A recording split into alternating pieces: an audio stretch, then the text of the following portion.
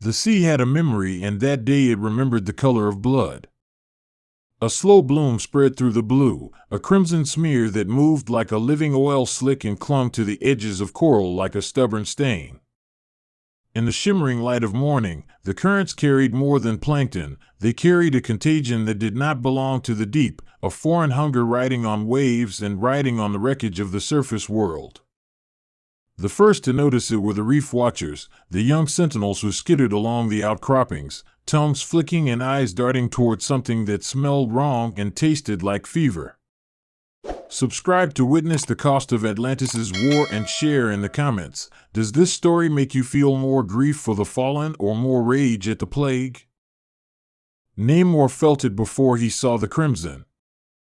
He felt it as an ache along old battle scars, as if something vast and relentless had sharpened a blade and was testing the edges of his kingdom. The first reports arrived on a breath of couriers and flashing kelp banners, drifting bodies, strange lesions on fish, a whale beached on a distant shoal with foam stained and teeth bared in a permanent snarl. Namor, who had ruled beneath the waves for centuries and who had outlived kings and trees, gathered what remained of his council beneath the domes of black basalt and listened in a silence that smelled of iron. Atlantis looked the way it always had from the outside, a city of towers like the ribs of some great whale, glass domes catching sunlight that had broken 1,000 times through water. Inside those domes were gardens of kelp and orchards of luminous algae, stairways carved into living rock and metal trained to sing beneath the weight of tides. The architecture had the patience of libraries and the arrogance of warlords. It was a place built to endure. And yet now the light that normally bent through the domes seemed to throw strange shadows, as though the sea itself was trying to warn them of something that would not be kept at the gates. The plague had a way of turning familiar things monstrous. It changed the small and the domestic first. Clownfish that had once darted through anemones like sparking coins now scraped the corals with their teeth. Seahorses that courted in pairs shed their colors and gnashed at their mates by instinct. Even the plankton, microscopic and innumerable, shimmered with a sickly iridescence as if tiny eyes had opened in the tide. Those changes came like a slow fever, subtle at first, then suddenly systemic. By the time the larger predators showed signs, the infection had already rooted into the very scaffolding of the reef. Namor's advisors wanted immediate quarantine. A traditional response to an invasive pest has been hammered into Atlantean statecraft since the first raising of colonial fleets. Bolted gates of basalt and iron, wards of chanting priestesses, even the old currents of diplomacy used as barriers, all summoned, all enacted. The watchtowers were lined with veterans who had learned to read the water like paper and who could tell from a single ripple whether a small craft or a leviathan was approaching. But a thing that moved through water like a thought could outflank even the best-placed sentries, and when bodies began to float in from the surface, the alarms were already too late. The first surface victim was a research submarine, crippled and drifting in on a tide of oil and bent metal like some sunken insect. Divers found metal torn and foreign matter clinging to the hull, braille of rust and something stickier that smelled like copper and old bruises. Inside, the crew had turned upon each other, but not in the way of ordinary despair. Their fingers were eaten to the bone, jaws locked in grotesque finality, eyes open and fixed as if they had seen a god. The corroded radio still spat a single, looping transmission, a fragment of a human voice gone thin with static and fear, repeating a single word until it was worn away like a fossil.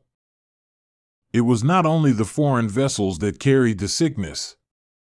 Currents brought a slick of luminescent spores from beyond the horizon, a bloom that settled into the gills of migrating fish and changed the rhythms of their breathing. The infected began to move as if driven by an ancient instinct, a need that wasn't merely survival but hunger focused with an intelligence that was chilling in its simplicity. Schools of fish formed like marauding thought forms, converging on shoals of uninfected life and stripping them down to bones in minutes. The seabed became a carpet of skeletons, each one a small testimony to the speed of the contagion. Namor ordered the outer watchmen to burn the infected wreckage and to sink the remains of any vessel that could not be purged.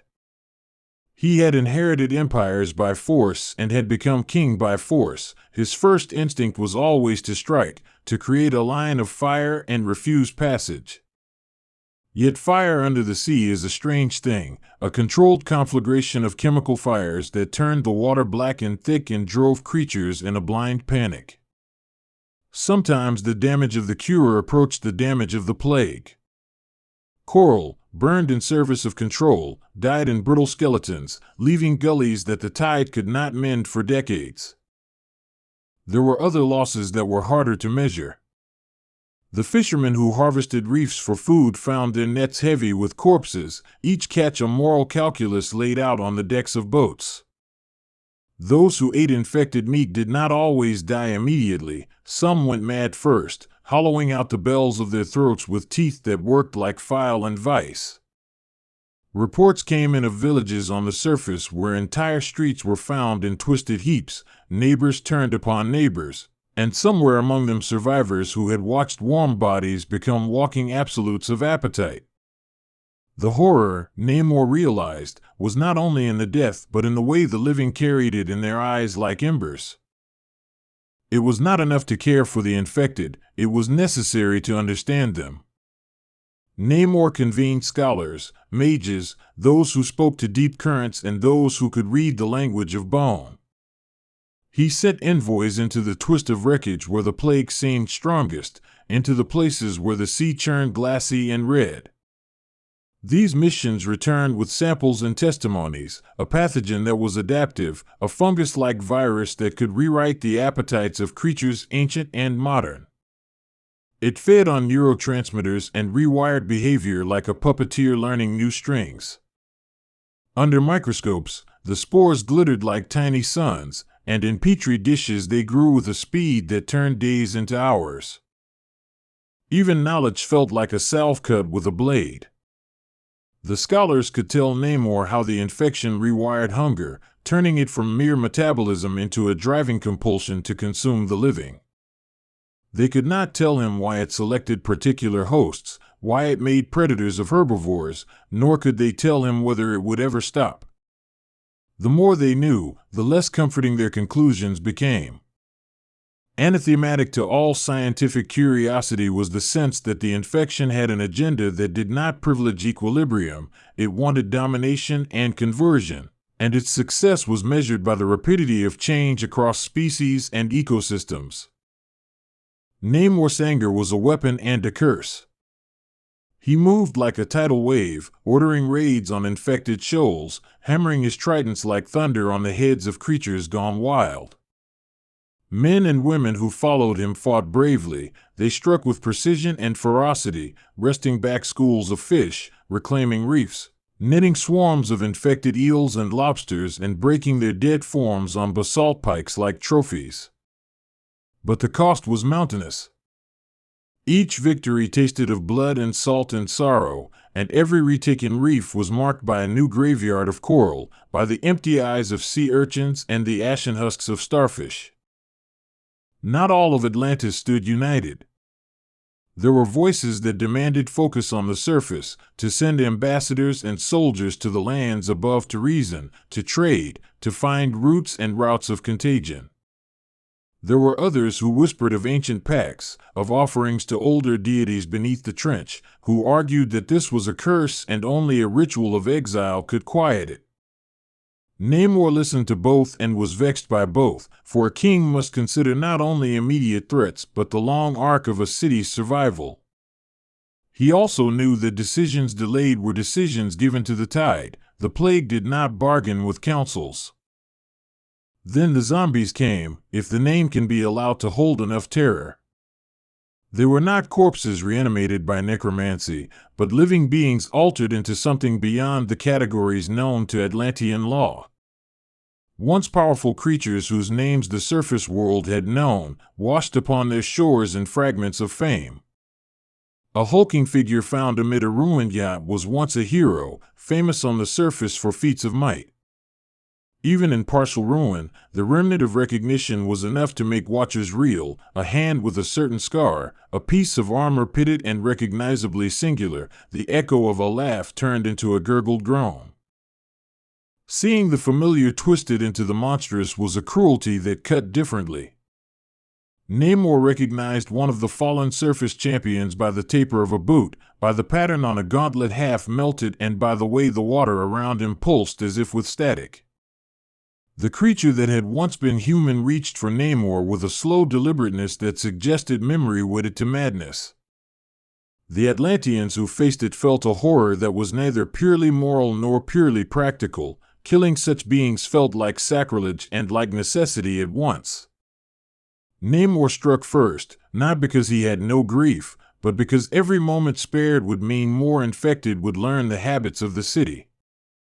The battlefields changed when the heroes fell.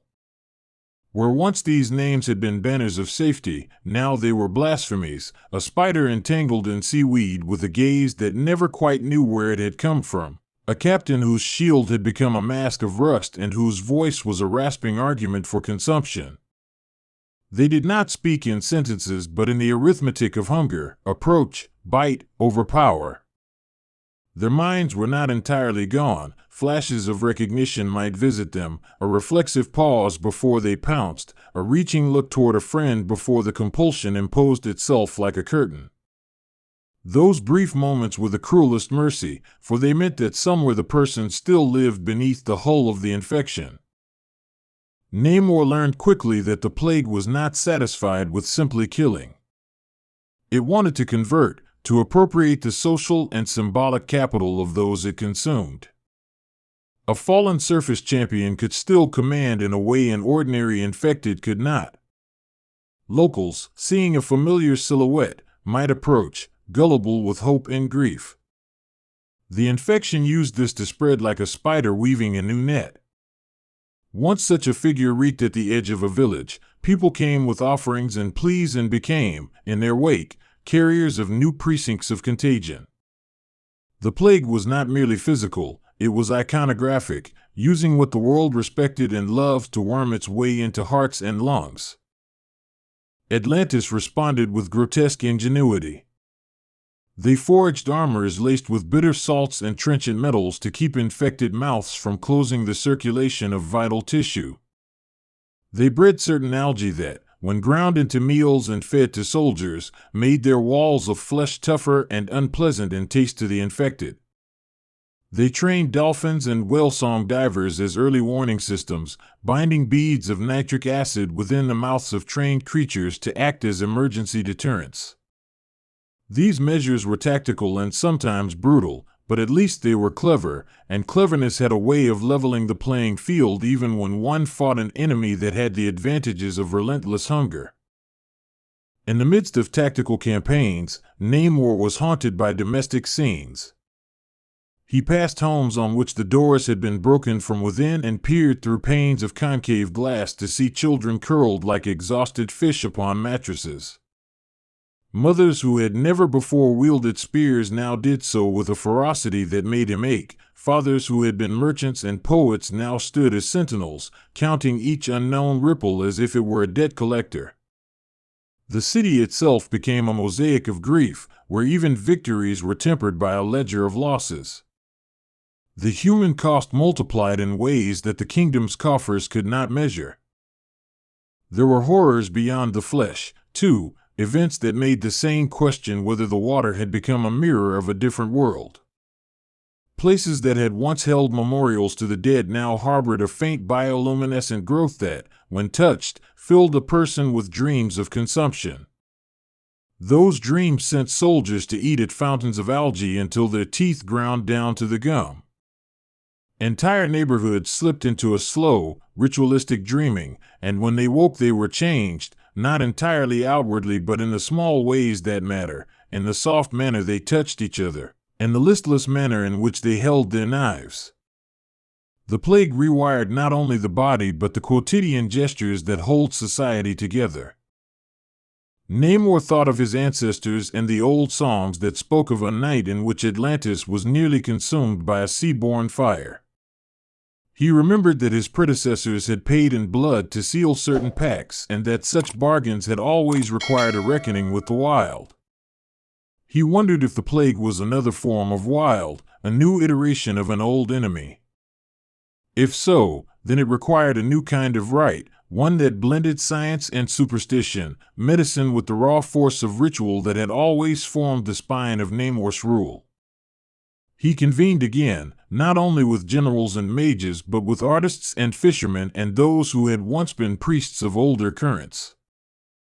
Those older currents spoke of an organism older than kingdoms, something that had lain dormant in the deep trenches, feeding on the slow, silent compost of the earth.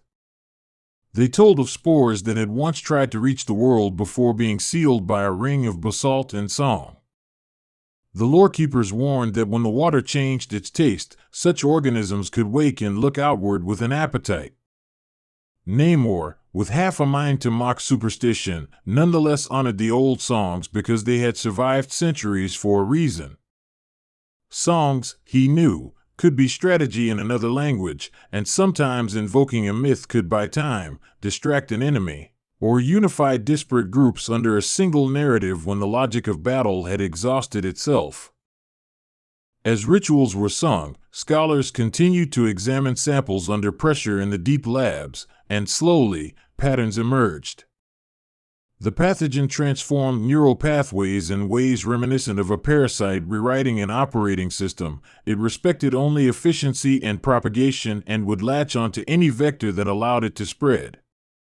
It could survive a surprising range of salinity and temperature and adapt its enzymatic shell to cling to fish scales and human skin alike. The discovery was both marvel and terror, a pathogen designed for universality, and in a world of seas and shores, universality meant dominion. The mythic and the scientific met in Namor's private chambers as he sat with a jar of preserved sea sirens and scrolls of older myths unrolled beside microscopes and petri dishes. He moved from one to the other like a man changing armor, seeking a combination that would give him advantage. It is often in such unlikely juxtaposition that solutions are born, a chemical property noted in an ancient song accidentally described by a lullaby, an old waterproofing technique that became a tool in crafting filters. The king found himself listening to muses and microbes with equal seriousness, knowing that salvation might ride on the most unlikely of bridges between words and numbers. The pandemic spread shifted the patterns of trade on the surface, which in turn altered the tides of migration. Ships avoided infected ports, leaving some towns bereft and others thick with refugees. An exodus occurred. People who had once made their living at docks took to the sea in small craft, seeking asylum in communities that promised water and food. Refugees often carried the infection unknowingly, bellies swollen with parasites and silenced ears filled with spores. Namor knew that engaging with the surface world would now mean choosing between humanitarian impulses and the safety of his people, a choice that all rulers dread because it reduces people to calculations. There were moments of beauty in the midst of bleakness. At night, when the bioluminescent algae flared and the infected were asleep or subdued, the city would glow with eerie constellations. Lovers stole from watchtowers to sit among the ruins and count stars filtered through glass, their fingers entwined like ropes. Old men told children stories with flourishes that made their eyes widen, and in the telling Namor sometimes saw his own youth, a flash of recklessness now tempered by the dullness of responsibility. Those brief scenes of tenderness were not refuge so much as proof that even in the face of a consuming darkness, life could shape itself into small, ungovernable acts of resistance. Attuma, an old enemy with ambitions like teeth, used the chaos to his advantage. Where Atlantis wavered, Attuma and his minions pressed along the fringes, taking isolated reefs and building their own crude fortresses of spiked coral. Attuma argued that the plague was a chance to remake the ocean order, that weakness should be cut from the body of the kingdom. His rhetoric, sharp and corrosive, found purchase among those who wanted swift, brutal solutions. When a plague stokes the flames of old rivalries, nations find themselves split between those who seek consensus and those who see opportunity in ruin. Namor had to guard not only against the disease but against the civil war. He could not allow Atuma to use the crisis to replace one tyranny with another. The king dispatched emissaries with offers, trade, and shared defense. He sent gifts of kelp wine and bundles of nitrate shells as gestures of diplomacy. Atuma answered with a promise of conquest and the clanging of implements on armor. The political landscape became another front where the plague had changed the terms of engagement, turning alliances brittle and making old friendships look suspect by their silence. The infection affected sea giants as well. Leviathans, whales so large they made mountains of the water, swam into phosphorescent shoals with mouths that gaped like caverns. These titans became conduits for the plague by ingesting schools of infected fish and later coughing them out like living prizes into new territories. Pirate crews once feared whales for different reasons. Now their dread had a biologic basis, as any contact with these giants risked exposure to the spores. Namor ordered the whale watchers to divert migration routes using old songs sung like boat horns, rudimentary and respectful, but whales have their own wills and their own griefs, and not all could be guided away. Infected flora changed behavior too. Kelp forests that had served as nurseries for young fish became traps, fronds wrapped like fingers and clung to small fry until they were consumed. Corals secreted new, sticky mucus that trapped anything it could contact, a neocoral with predatory habits. The ocean floor became a place where the boundary between predator and substrate blurred, where plants accused the world of its past passivity and adapted to survive by taking more than light. The ecological cascade was swift. Predators that fed on these plants grew stronger, then broke down into ravening forms, and the delicate balance of the reef collapsed like scaffolding after fire. Relatively isolated Breton shoals tried their own solutions. They introduced mechanical barriers to filter the water, sieves and grids that would trap larger infected organisms while allowing plankton to pass.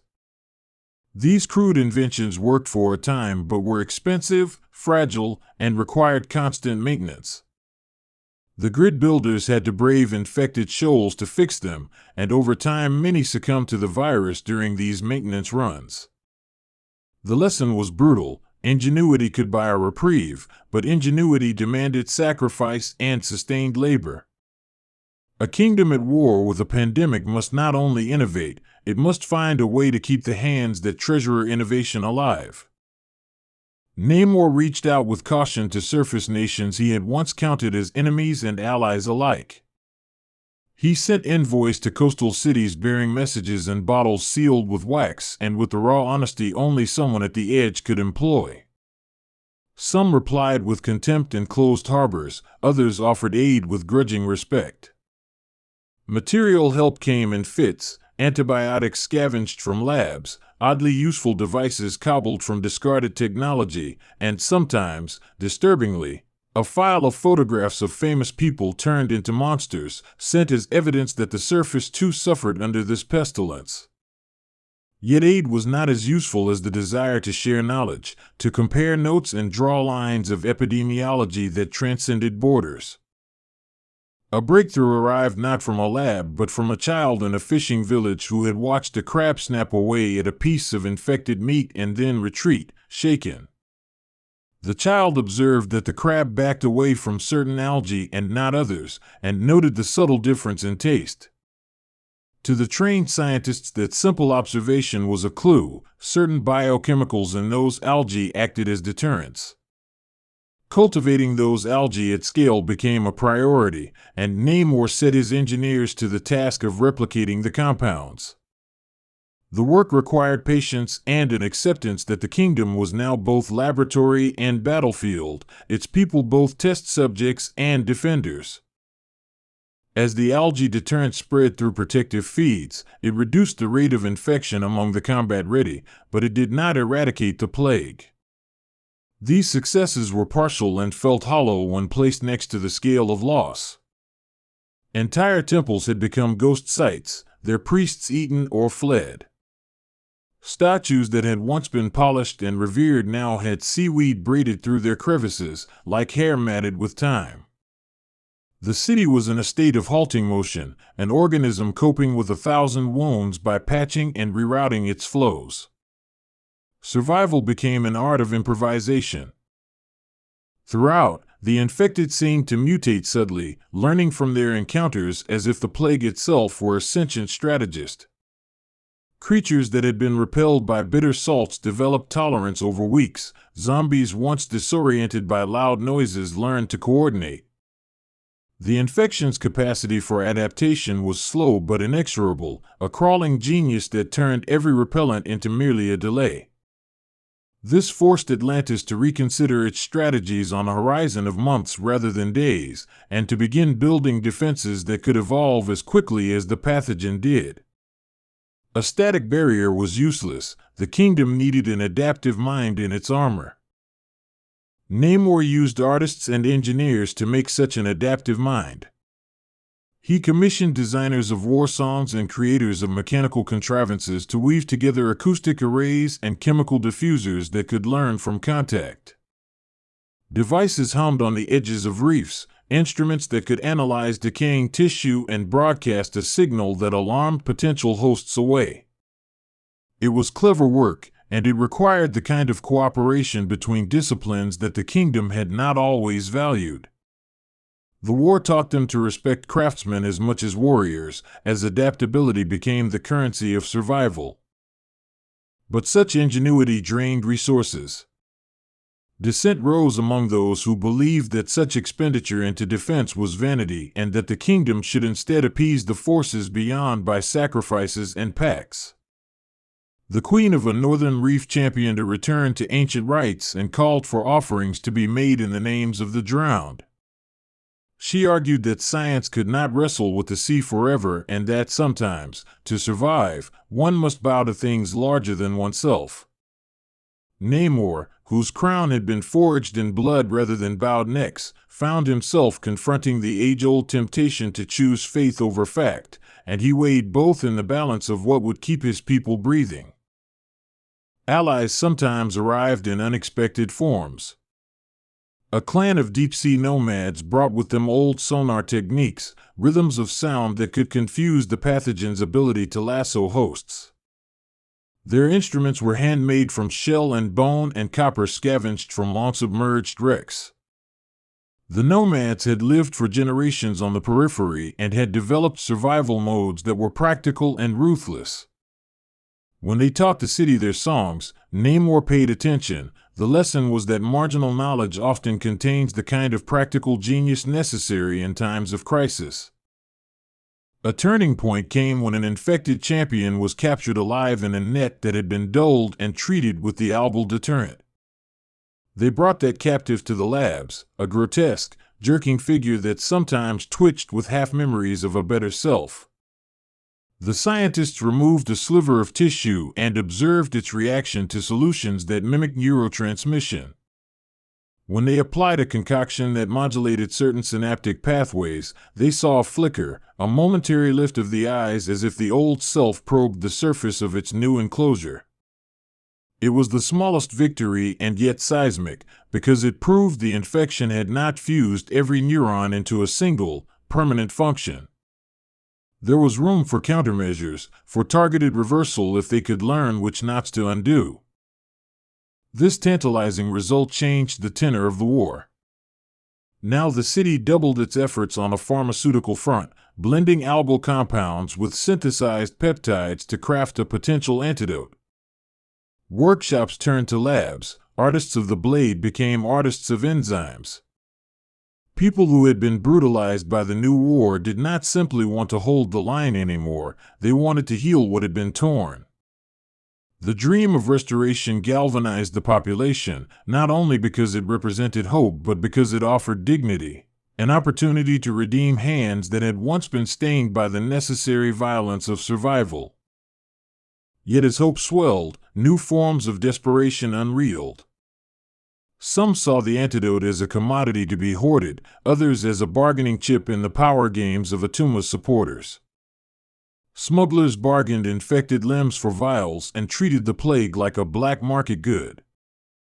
Namor's governance had to contend with crime, with profiteers who saw in the panic a chance to buy influence and to sell panic at a premium.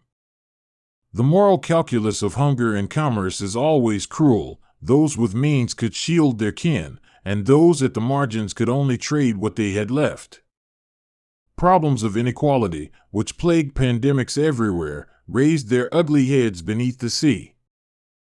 Relief shipments came, but not always in forms the city needed. Boxes of powdered antibiotics with instructions in an unfamiliar tongue were poorly suited for marine physiologies. Objects intended for land dwellers had unforeseen effects when adapted for underwater use. Some medicines dissolved in salt worse than others and had to be retrained for aquatic dispersal. Training centers had to be set up to teach surface medicines to those who had never used a syringe, to convert tablets into infusions for oral suspension in a saline environment. The cross-cultural work of medicine became as important as the chemicals themselves. The Plague's March reshaped rituals of burial and mourning. Traditional funerary rites could no longer be observed because contact with the dead risked infection. Bodies that once might have been dressed and honored were now disposed of in rites of sterility, committed to the deep in weighted caskets to prevent drifting. The loss of ritual left a cultural wound. People could not grieve the way they always had, and grief turned inward or outward, often manifesting in unpredictable, sometimes violent, ways. Cultural adaptation became necessary not only to keep the living safe, but to preserve the threads of continuity that hold a society together through catastrophe. Amid this adaptation, a subplot unfolded on the fringes. A small group of refugees from a distant archipelago claimed to have found an island where the infection had never taken root. They told tales of stones that hummed and grass that sang, of a microclimate somehow inimical to the spores. Scholars skeptically investigated and found the island's waters had a unique mineral composition that interfered with the spore's adhesion. Such paradise islands became beacons of hope, and worse, objects of envy. The temptation to move entire populations to such sanctuaries was strong, but moving people is costly and carries its own moral hazards. It raises questions about who gets to go and who stays at home to fight. A clinical trial was initiated beneath a cathedral of glass. The procedure was simple enough in theory: apply a synthesized peptide to the circulatory system of the infected and observe whether the hooks of the pathogen loosen. The first patient was someone who had been taken early and restrained before much damage could harden into habit. The peptide was administered with the care of someone performing an atonement. For hours after the injection, the patient convulsed and screamed. The court watched with bated breath as the great tide of compulsion battled with the sudden influx of counteragents. When the patient's eyes finally cleared, when their hands stopped clawing and their voice came back ragged but recognizably coherent, the room erupted in a sound that was half prayer and half wild, animal jubilation. Word of that recovery rippled outward like a blessing. People lined the streets to see those who had returned, offering gifts and making pilgrimages to the labs. The city felt lighter for a day, as if the possibility of resurrection had given mortals a new lease on hope. Yet the scientists cautioned against hubris. The treatment worked inconsistently, and for each miracle there were many failures. The disease had become a trickster, at once conquerable and incorrigible. However, the success was enough to change the strategic calculus. Resources that had been dedicated solely to defense were now allocated to treatments and the massive logistics of delivering them to the infected who could be saved. Schemes of espionage emerged. Atuma's agents attempted to steal samples and sabotage labs, hoping to keep the chaos intact and thereby strengthen their position. Namor's counterintelligence was ruthless and patient. They caught saboteurs and turned some into double agents. The city became a stage of shadows and whispers, where even friendships were tested by suspicion. When survival places people's backs against the same wall, loyalty is sometimes the first casualty of fear. The infection's social effects were profound. Children who had grown up during the outbreak possessed a new language of caution, a way of moving that made their elders' reminiscences of risk feel foolish. They used toys that doubled as alarms, and games taught the ways of avoidance as if they were moral codes. New generations were learning to be simultaneously brave and hyper-cautious, to honor the dead but not to touch them. There was an odd, somber maturity that settled into the young, like salt embedded into their bones, and it shaped the kingdom's future in ways that outlived the plague itself. Namor himself evolved under the weight of his choices. Where once his rule had often been marked by a savage clarity, he learned patience and subtler degrees of cruelty. He came to see that sometimes a mercy could be a violence, and sometimes violence could be mercy, depending on the lives it spared and those it cost. The infection taught him that leadership required not just the ability to strike down an enemy but also the capacity to rebuild what that strike destroyed. He spent nights walking the shoreline, staring at a horizon that had become unfamiliar, and thinking about how a kingdom might be reshaped without losing its soul. The underwater war had its share of quiet tragedies. A lover of Namor's once, a commander who had led a naval division, fell to the plague in a way that stripped even the hardest hearts. The commander had been leading a sortie to retake a reef when she was bitten and later turned on her own crew. The trauma of friends and lovers becoming enemies was a heartbreak repeated across battalions, a wound that didn't scar in a neat line but instead left a map of tender spots that every rumor might reopen. Namor had to make decisions about those he loved, and the weight of those choices marked him in private like a new seam of grief. As vaccines and treatments were scaled, the city began to feel the slow return of normal rhythms, or what passed for them in a world changed by loss.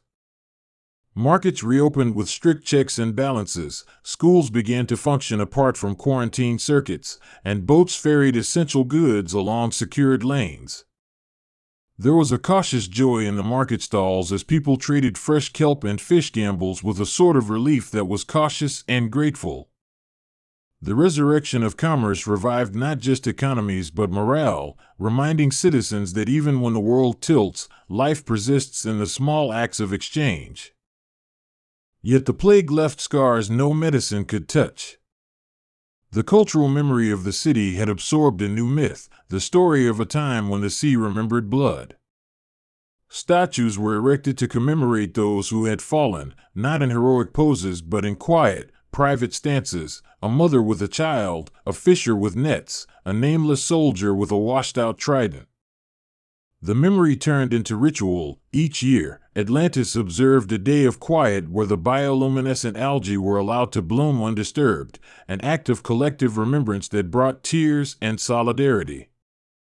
Commemoration became a part of survival because remembering binds communities across time. The pathogen, ever adaptive, retreated into pockets and then flared again in unpredictable ways, like a disease learning its perimeter. Containment never meant eradication, and the kingdom learned the difficult art of cohabitation with a persistent hazard. They developed a code of behavior, routes of safe travel, seasonal fishing maps, protocols for handling infected outposts. The plague had reshuffled the rules of engagement between humans and their environment, introducing new taboos and new ceremonies designed to respect the fragile ecosystem that allowed Atlantis to persist. This uneasy peace lasted long enough for new alliances to be forged. Surface nations that had once ignored Atlantis now sought partnership in research and trade, seeing in the ocean a source of unique remedies and a partner in surveillance. Namor negotiated from a position that some would call stronger because he had weathered the storm and had forced adaptation upon his people. He sought to ensure that Atlantis retained sovereignty while benefiting from shared knowledge. The new diplomatic posture was careful and gleaming with the promise of mutuality, though it also carried the risk of dependence on technologies that could be turned into weapons. The kingdom also took steps to restore ecological balance. Reef restoration projects used scaffolds to help new coral grow, and refuges for endangered species were set aside where fishing was forbidden for years, possibly decades.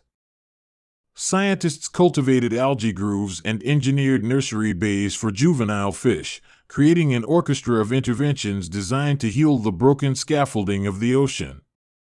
The work was painstaking and unglamorous, sometimes measured only in small upticks of juvenile fish population or in the slow recovering of bleached coral. But healing is like that, small, steady, and stubborn, and it left room for hope to take root. A final confrontation with Atuma occurred as the plague diminished but did not disappear. Atuma had grown bold, his forces hardened in lawless reefs, but Namor's coalition had the advantage of renewal and better technology. The battle was not just for territory but for the narrative of who would lead the ocean into a new era. Atuma saw himself as a rebuilder through force. Namor insisted on the harder work of reconstruction that respected life. When at last Atuma was captured, the manner of his defeat was both strategic and symbolic. He was beaten not solely by force of arms but by the ingenuity of communities who refused to let him privatize sorrow for political gain. In the aftermath, the city slowly reconstructed its mythologies. New songs were written that intertwined the science of small observations with the language of ritual. Children learned antimicrobial principles alongside the old ballads. Scholars codified case studies so that if anything like the plague ever rose again, humanity would be less likely to be surprised. This union of story and study created a culture more resilient not by accident but by design. It was a culture that had learned to listen to both the groove of history and the graphs of epidemiology. The sea kept its secrets, as it always does. Depths unknown, still stirring with fossils and organisms older than kingdoms, whispered to those who listened carefully. Namor stood at the edge of a balcony and watched the ocean breathe under the light of a moon that had known his lineage for generations. He understood that victory was not a permanent condition but rather a weighted balance of vigilance and mercy. The plague had changed the kingdom's face, and his own. The old arrogance had been tempered by new humility, and that was perhaps the truest survival. Yet every so often, even in peace, there was a ripple that looked wrong, a shadow among the kelp that hunched and then straightened with that same blind, eager hunger. The city had built many defenses, but it had also hollowed out places where memory of the dead settled like silt and where complacency could take root. Namor kept watch, not with the single-minded rage of his youth, but with a steady, weathered vigilance. For a ruler responsible for both the throne and the tide, such watchfulness is the only reward worth having. Stories were told in years to come about the time the sea remembered blood, and those stories took many forms. Bards romanticized the battles and turned them into sagas. Scientists wrote sober volumes full of data and footnotes. Children played games in which they pretended to be carriers and defenders, enacting plays that made adults uncomfortable and proud in equal measure. The narrative evolved into a thing that belonged as much to poets as to epidemiologists. It became an essential part of the culture, a cautionary tale and a manual of resilience folded into one. Namor's later years were quieter, marked by the kind of contemplative governance that had once seemed impossible for a king who had built his reputation on warfare. He would sometimes take a small delegation and travel to ports that had been ravaged to offer aid or to speak with young leaders who had sharp, practical ideas. He taught them that leadership was less an act of domination than an exercise in stewardship. The lessons of the plague took root, gently reshaping the habits of governance into practices that honored both science and song. An academy was founded where children and adults learned the arts of both healing and heart, where the songs of old were studied alongside modern immunology. The curriculum included fieldwork, so young scholars could learn to observe without being overwhelmed, and rituals to remember without becoming mired in grief. The academy was not utopia. It bore the marks of compromise and the scars of hurried construction, but it functioned as a repository of hard-earned knowledge and as a beacon of the city's commitment to future generations. In this quiet institution lay the true hope of a people who had once been threatened with annihilation and had instead forged a culture of resilience. Generations later, Namor's era became a lesson in textbooks, a label affixed to a chapter on adaptation. The plague, when it returned in minor outbreaks, was a shadow that the Academy recognized immediately, and containment measures were implemented with a speed that would have been impossible in earlier, more brittle days. Old songs were sung with a new cadence of instruction woven into their refrains. Children learned both history and how to disinfect nets. Such blending of disciplines made the society less fragile and more capable of absorbing shocks. Out of catastrophe had come a culture of learning that made the next crisis less likely to break them.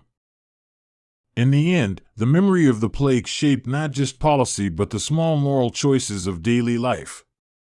People became more reluctant to romanticize death as martyrdom and more inclined to value life in all its messy, flawed forms.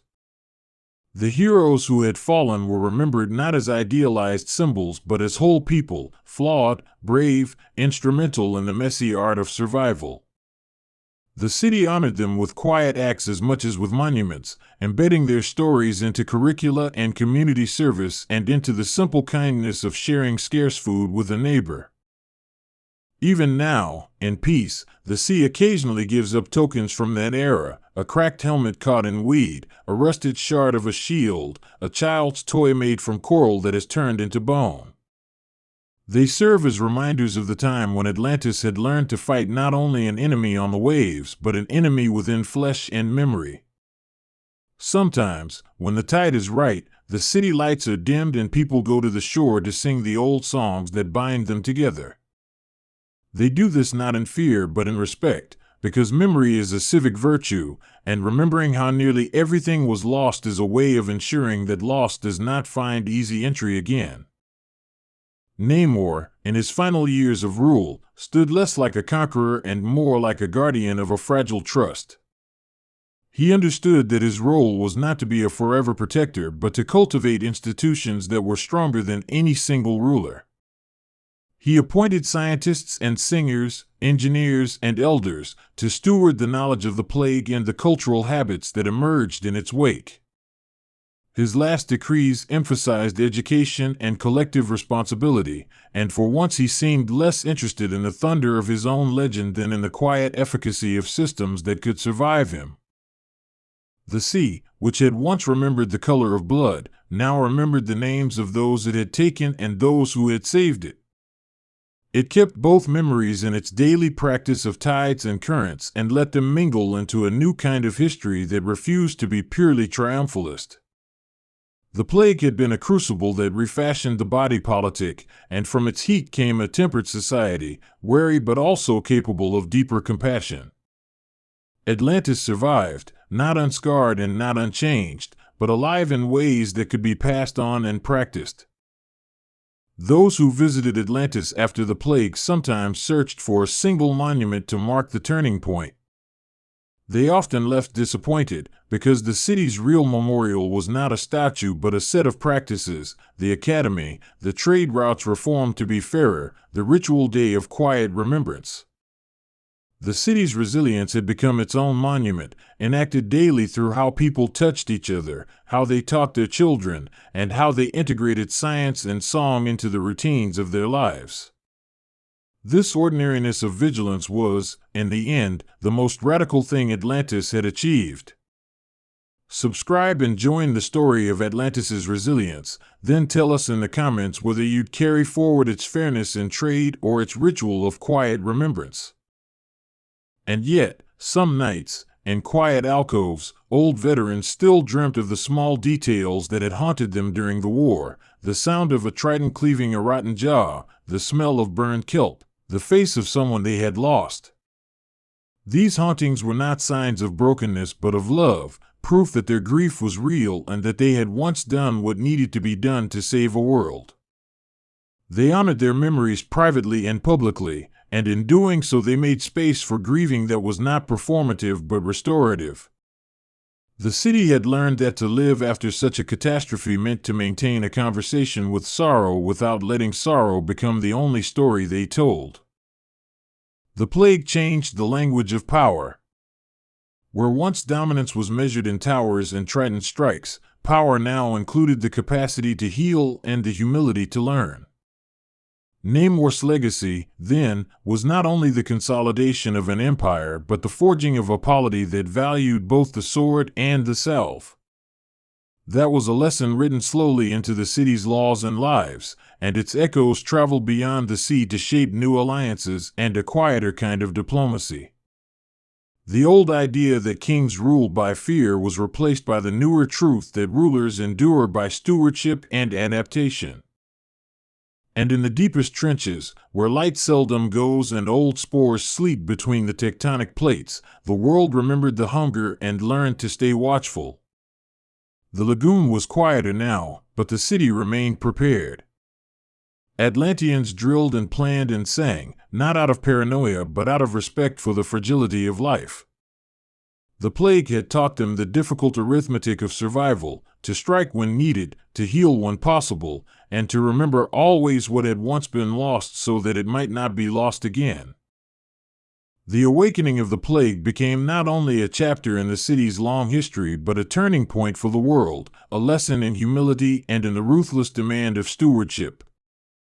The seas, which had once nearly swallowed them, now became a garden they tended with care and a library from which they learned.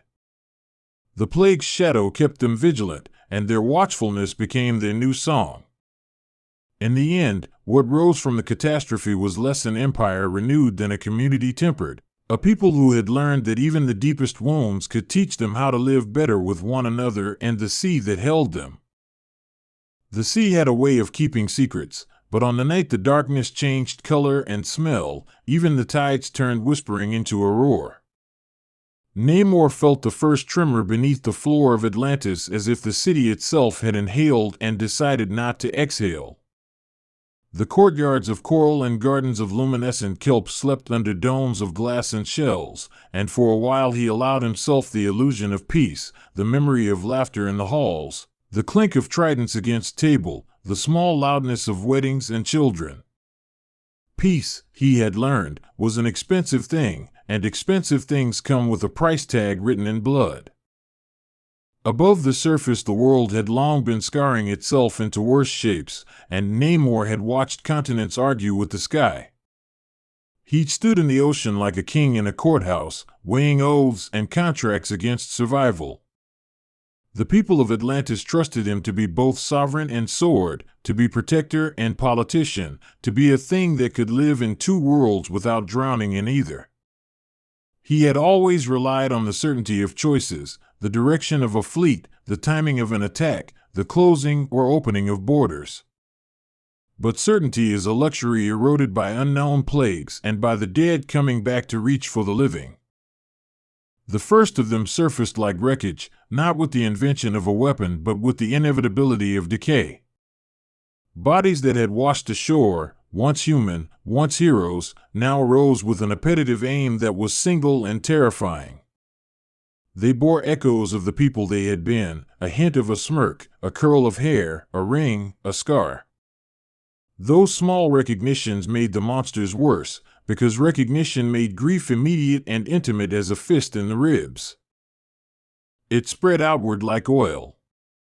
A fisherman on a lonely reef turned, and his friends were gone. A patrol of amphibious guards returned without one of their surface-born members, who had left with the carrier's cruelty as if a virus had a vote. Before long there were clusters of the undead in kelp forests, dragging their hands through seagrass as if harvesting living souls.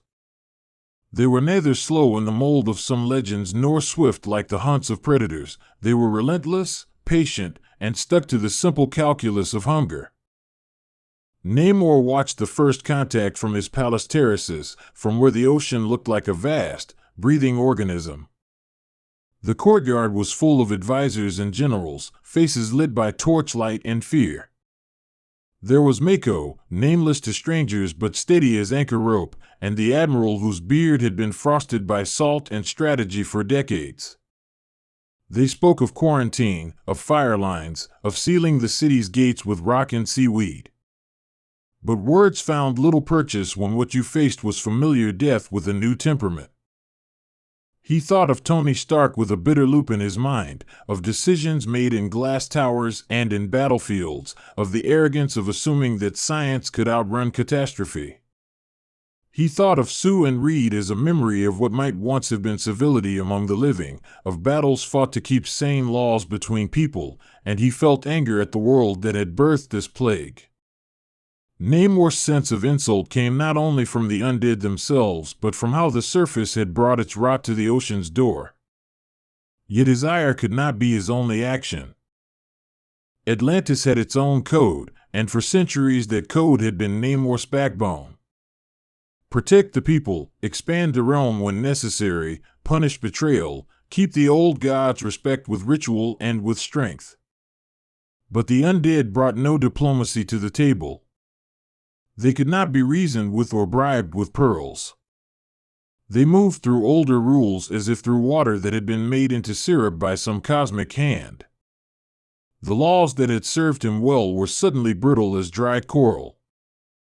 The first big decision came at dawn when the sea looked a dirty pewter under a sky still gray from storm.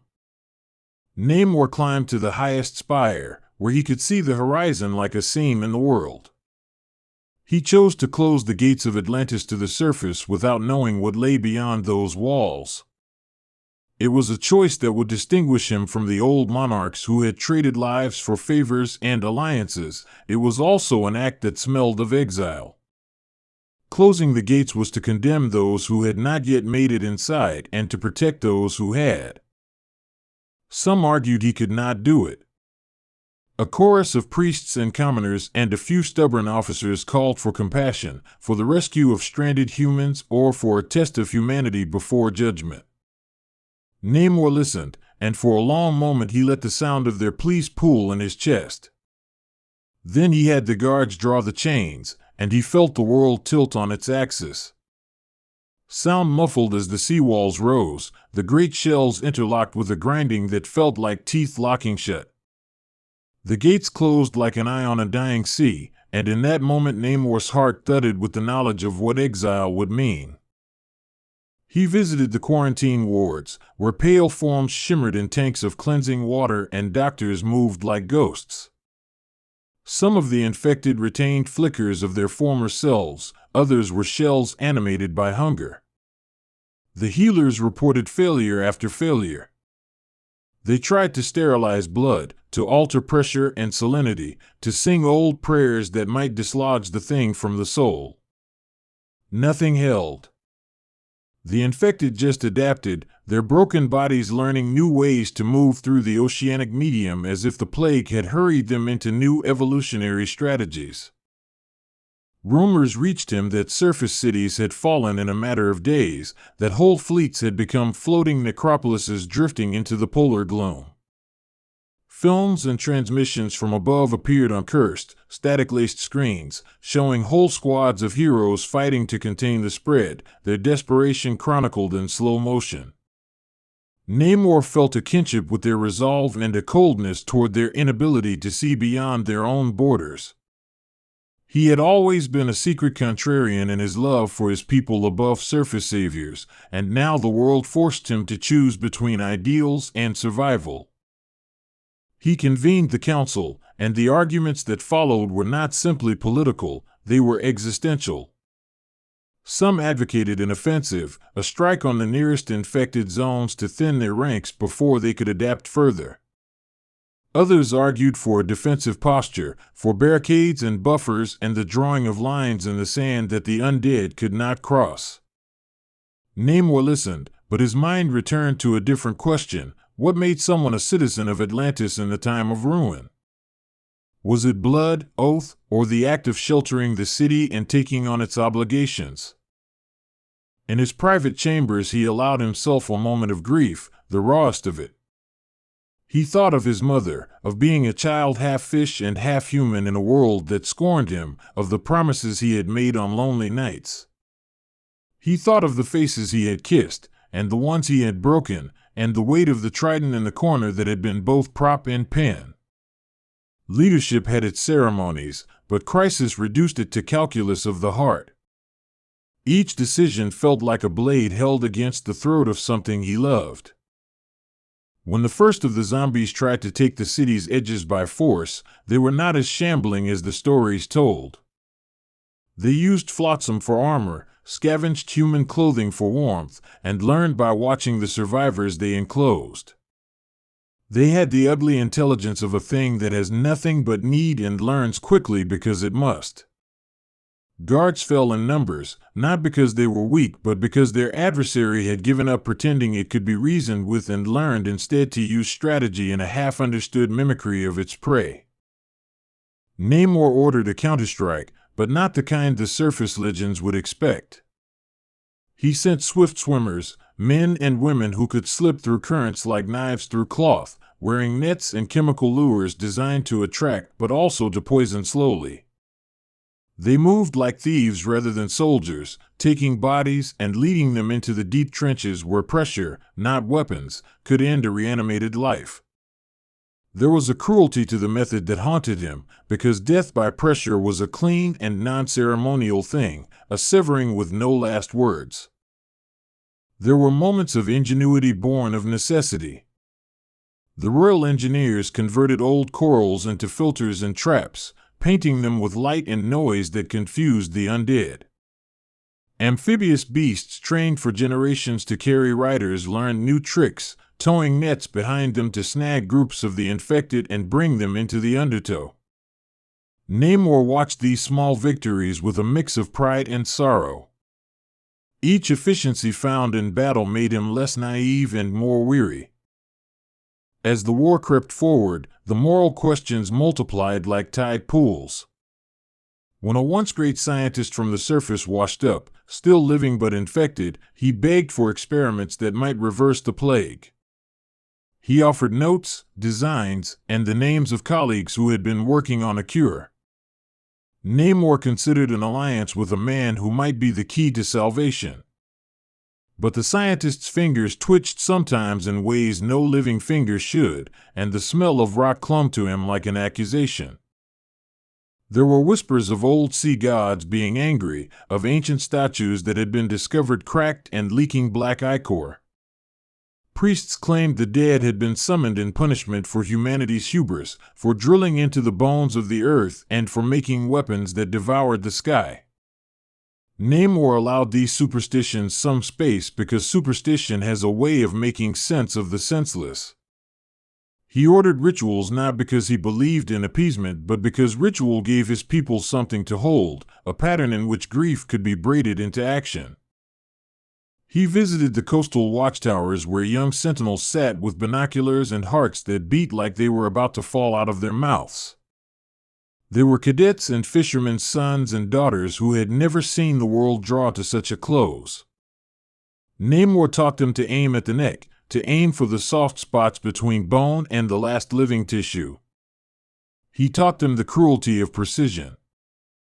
The lesson was practical, but it hardened them in a way he had not wished. It turned bright-eyed youth into methodical guardians with steady hands and older eyes. In the subterranean labs, healers and scientists worked side by side with alchemists and priests, because in the city of sea nothing could be dismissed as superstition when extinction hovered. They pumped water through arrays of copper and pearl, trying to change salinity to denature the pathogen. They combined prayers with formulas, chanting as they spun centrifuges in the hope that song might alter the course of molecules.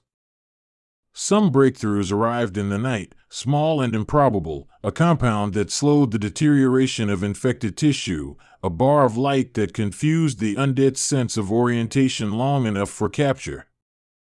Yet the simplest, cruelest truth remained: when the undead bit, they spread the infection. Even the great heroes of the surface who had fallen now carried on the air like a verdict. Namor thought of soldiers he had known, of leaders who'd faced him across wavesome battlefields, now reduced to the same small, selfish hunger. It embarrassed him, on a level he barely admitted, to feel his chest tighten with a sense of loss for even those he had fought. Loss was a politically efficient thing. It turned citizens together, but it also turned a leader inward. As the months crept like exhausted tides, the city changed its anatomy. Markets that once traded in pearls now traded in protective charms and canisters of purified water. Amphitheaters were repurposed as shelters, with families clustered together, singing to drown out the silence of loss. Namor walked among them in the manner of a king who also wanted to be a friend, greeting faces he had known since infancy and children he had never wanted to see grow in these times. The small rituals of everyday life became sacraments, a bowl of soup shared, a trident blessed, a child's drawing pinned above a lamp. News from the surface arrived in fragments. Ships of refugees drifted like lost whales, and occasionally brave pilots in mechanized suits would plunge to trade supplies for stories. They brought with them the inventory of the dying, makeshift weaponry, recordings of cities gone still, and data drives full of names. Namor let himself listen to these stories with the melancholic attention of someone settling old scores without beating new ones. Each story was a thread added to the tapestry of his own decision, each one making exile weigh more heavily on his mind. Conflicts within his council turned into torches that lit anger. Some members wanted to scavenge the surface more aggressively, to ride the currents and take what they needed, arguing that no civilized restraint was necessary when the species above had failed. Others argued for strict isolation, for the preservation of Atlantean culture in a shell of its old grace. Namor listened as both sides spoke with the deep conviction of people who had chosen a side and found meaning in it. He felt the pressure of each argument like pressure underwater. Into this tight, ticking drama walked a stranger one night, a woman with hair white as foam and eyes like a storm-ready sky. She called herself a survivor of the Illuminati, a covert group that had once shaped earth-shattering decisions, and she carried knowledge both of the plague's origins and of a way that might turn the tide. She spoke of contagions seeded by pride, of devices and strategies designed to kill and to preserve, and of a final choice that would require sacrifice and trust in a different sort of hope. Namor's suspicion warred with curiosity, because in a world of extremes you learn to fear gifts that arrived wrapped in words like salvation.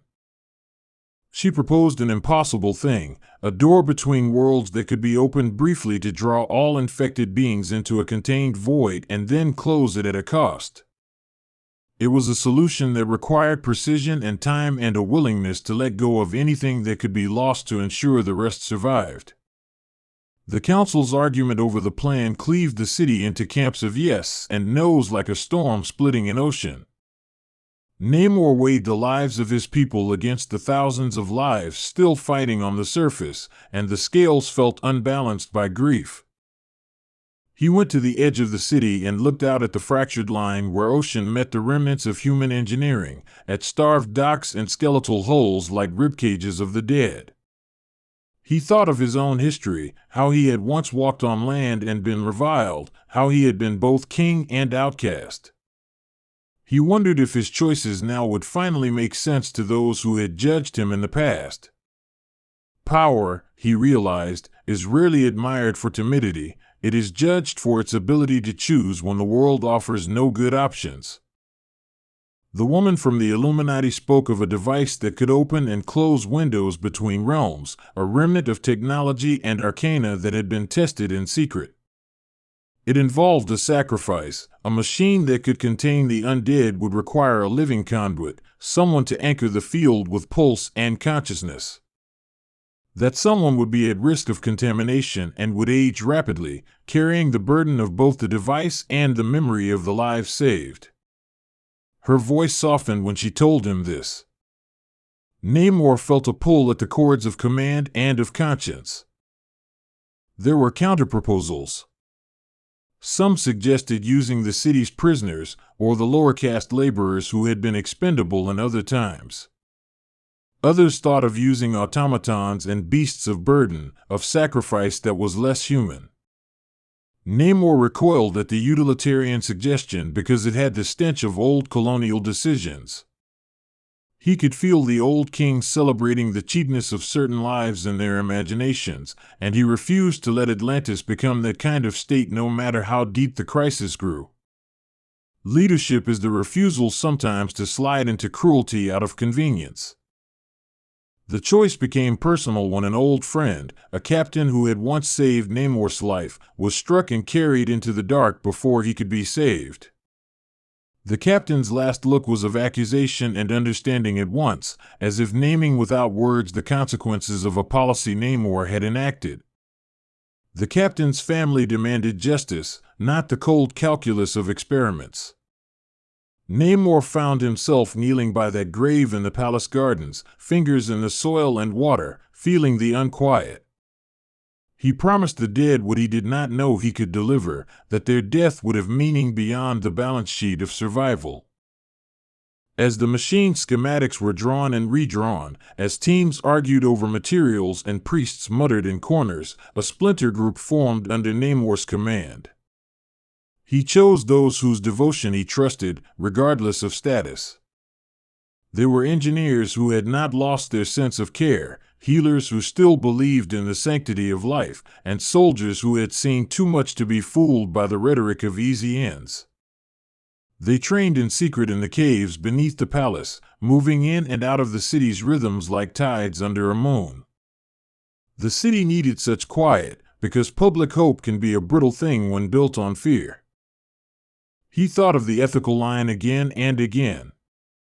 If a man volunteers for sacrifice to save thousands, does duty become consent? He debated with himself like a court hearing its own arguments, and sometimes he couldn't tell which side he preferred. Love, Namor realized, had always been the great persuader in his life. It made him capable of both cruelty and compassion. In the quiet, Namor believed the right choice would come dressed as a compromise, and he resolved to hold out for one that still left dignity intact. When the operation began, the ocean was restless with storm and dread. The device was lowered through a narrow opening in the city's foundation, cables like umbilical cords unspooling, and lights flickered in the long corridors as if the city were breathing in for the last time. The volunteer chosen to anchor the machine was a woman whose name had been sung in working songs, a lifeguard who had saved more children than could be counted. She stepped forward with a courage that made the rest of them flinch, not because she had nothing to lose, but precisely because she had everything to lose. Namor felt the honor of her sacrifice like a sting. The machine hummed to life, a sound that was more felt than heard, like whale song filtered through 1,000 glass bells. It opened a portal that smelled of ozone and old rain, and through it Namor watched as the first of the undead were coaxed into its maw by currents and the lure of rot. They streamed in like a tide, and for a flashing moment there was triumph, a sense that the plague could be bottled and disposed of like spoiled water. But the portal did not behave like a vacuum. It required constant maintenance and a living mind to keep its edges closed and its hunger at bay. The lifeguard's face changed during the trials. At first she smiled to those around her, as if to reassure them that she was not afraid, and later she spoke slowly, her words hedged with the weariness that comes of being tethered to a machine with lines into unknown places.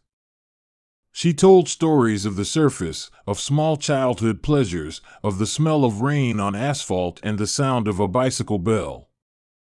Those stories were a kind of liturgy, a human warmth supplied to an engine of salvation. Namor listened and found himself jealous of her calm because he had the larger burden of judgment on his shoulders. The plan almost worked. For days it seemed as if the portal swallowed the plague, each infected body guided like a piece of driftwood into a secure holding space. Guards took shifts like monks, chanting at intervals to stay awake, to monitor the flux, to mend when the machine erred. There were moments when the device stuttered and someone had to dive into the fray to rewire the field, and those moments were a rude reminder that even salvation is rarely neat. The city breathed as if on a slow recovery, and for a breath Namor allowed himself the luxury of hope. But hope in such times is a fragile thing, and it was not long before the machine revealed a flaw that had not been visible in tests. The portal's edges were porous in a way no scientist expected, something had learned to move between. Small things, at first, a hand, a limb, a whisper of consciousness that slid like oil through the laces of the containment. Those slips multiplied, and in a week they were discovered holes in a dam that had seemed solid. Someone shouted the word breach and it lit the city like lightning. The breach changed the stakes.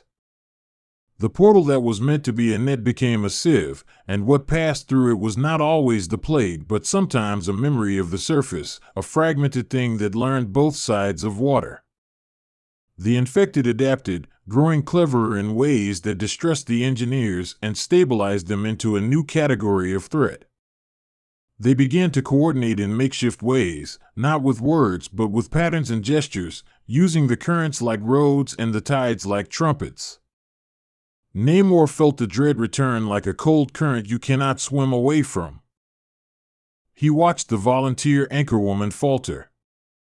The cost of anchoring the portal was heavier than anyone had understood. Her skin took on a translucent sheen, and her breath came uneven as if the machine was siphoning pieces of her life as it kept the prison closed. She told Namor in a whisper that she could feel something pressing against the edges of her mind, a curiosity that felt almost like pity from the other side. Her courage never left her face, but the price was visible, etched into the quiet lines near her eyes. As the city's defenders fought to hold the breach, Namor ordered a strategic retreat from certain outer districts, shearing them off from the center. It felt brutal to mark sections of the city as lost to save the rest, as if cutting a limb might save the body. Families refused to leave, glued to their places with sorrow and stubbornness, and guards were forced to lift them like cargo into safety. The act of moving people under siege made Namor feel more like a smuggler than a king, ferrying souls away from their homes under the roar of an indifferent ocean. Across the city, there were arcs of bravery that read like prayers. Children who had known little else but memory and myth learned to sew defensive nets. Old healers who had spent lifetimes speaking soft words to the sea now tuned instruments that could alter flow and confuse the undead. Artists took to painting symbols on the walls that had once been polite and decorative, now they became maps and codes for safety. Creativity under pressure becomes something like religion, because survival demands meaning as much as muscle. Namor found himself reevaluating old alliances, reaching out to islands and splintered human enclaves with offers that were as much compromise as command. He negotiated with leaders who had only once been ruled by their own survival instincts, who had burned books of law rather than live under new ones. Some welcomed his overtures with suspicion, others accepted trade because desperation is a universal tongue. Namor felt the old arrogance slip from him in conversations where he had to ask for help as often as he offered it. At the heart of the machine's failure grew a rumor that the undead were no longer simply infected, that they had been altered by their exposure to both sea and surface, hybridized into something new. Scientists argued this was nonsense, that pathogens didn't conspire with currents. But observation can be stubborn. It required them to admit new categories of life, or anti-life, and that is a hard thing to do when your vocabulary is built on stable definitions. Namor realized that every time definitions had to be remade, the world was being remade with them. The volunteer's condition deteriorated further. She asked Namor, in a night full of storms, for a final kindness, a telling of stories, to be kept conscious through memory if not flesh. Namor obliged, and he stood there in the candlelight with the old king who had 1,000 private reasons to be cold, and he recounted everything from his first stolen fish to the taste of freedom when he first walked on land. It was confession, not from guilt but from the simple human need to be heard. When she passed, Namor felt a fissure open in his chest, the kind of wound that doesn't bleed outward but hollows. Her death made the machine a moral scar on the city. Some worshipped her memory, building shrines and singing her name as if it were a ward against the dark. Others called the act monstrous, a sacrifice that mirrored the monstrousness of the world. Namor understood both registers. He had authorized a plan that saved lives, and he had lost a person he loved to do it.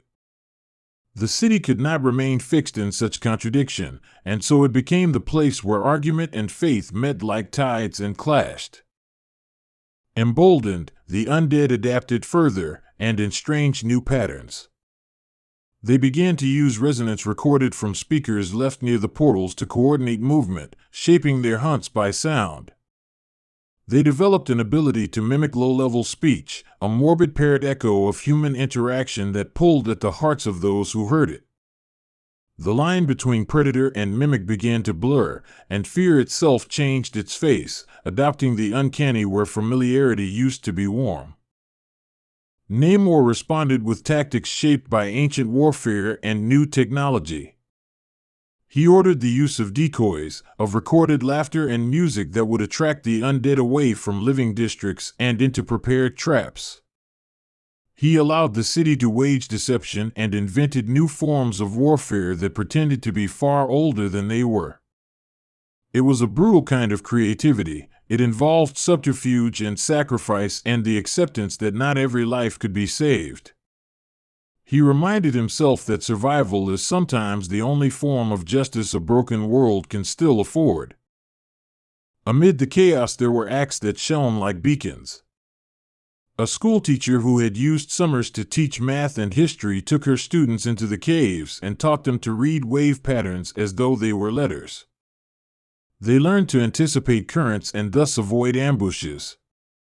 An old diver who had once been a smuggler engineered a way to reroute schools of fish so they could form living walls that would deflect some of the undead. These small victories accumulated into the slow momentum of a people refusing to be erased by horror. Yet even with adaptation, the city paid a steep price. Resources dwindled, faith strained, and some citizens began to dream of emigrating to the surface despite everything. The choice to stay or to try the world above became a personal referendum in households across the city, and husbands and lovers argued in whispers about the wisdom of the gamble.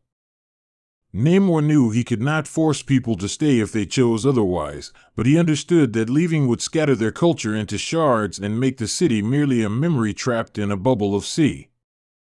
This future was no brighter than the present.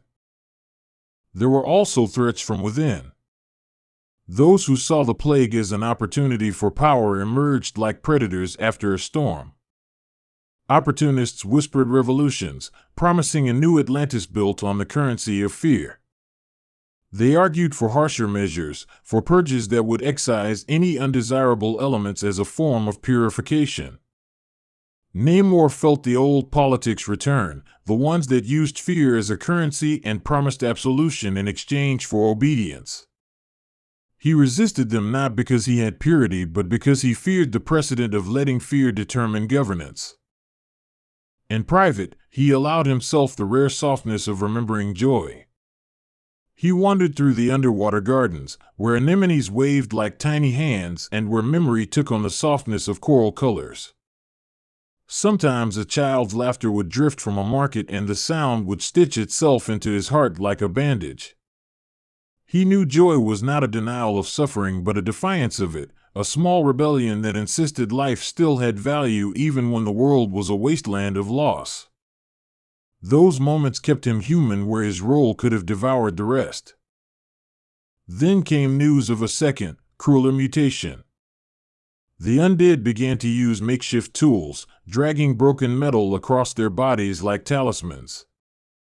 They learned to wedge themselves into openings and use leverage to pry apart sealed doors, a mimicry of logic that sent waves through Atlantis's military planners.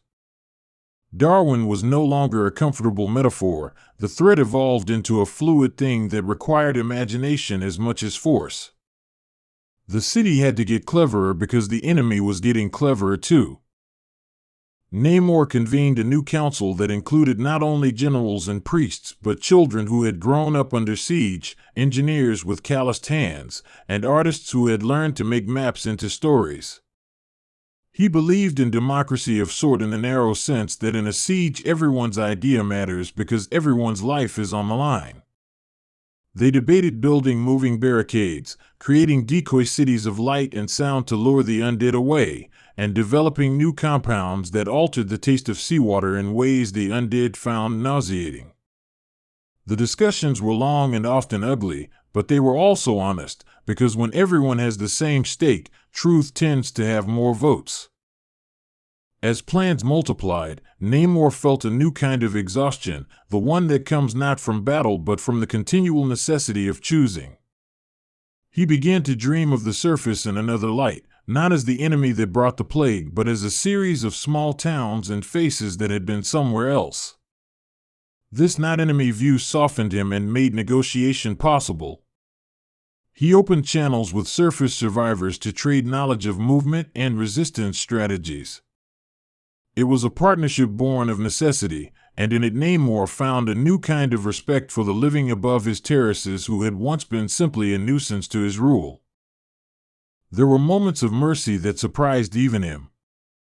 He authorized the rescue of a small group of infected children from a trap among the reefs, not because he thought they could be saved, but because doing nothing would have been a cruelty that undermined everything he claimed to defend.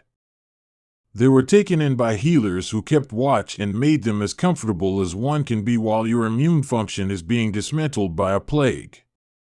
The city watched as the children laughed sometimes and cried at others, and those moments of gentleness stitched the polity back together in a way the politics of segregation never could. The undead, for their part, continued to evolve socially, forming clusters that surrounded food sources and defended prized territory. They began to post sentries, twisted dregs of their old selves who somehow retained the faint memory of guarding. The image was grotesque, the echo of civic duty turned inside out. Namor noted with anger and grief that civilization strategies could be as useful to abominations as they were to people. It felt like a defamation of all the hard-working customs he had grown to respect.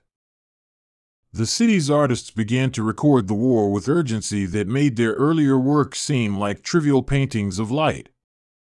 They painted frescoes depicting not only the battles but the moments afterwards, a soldier cradling a fallen comrade, a mother staring at a toy trident lost in the mud, a volunteer in a machine with a face that had the calm of saints.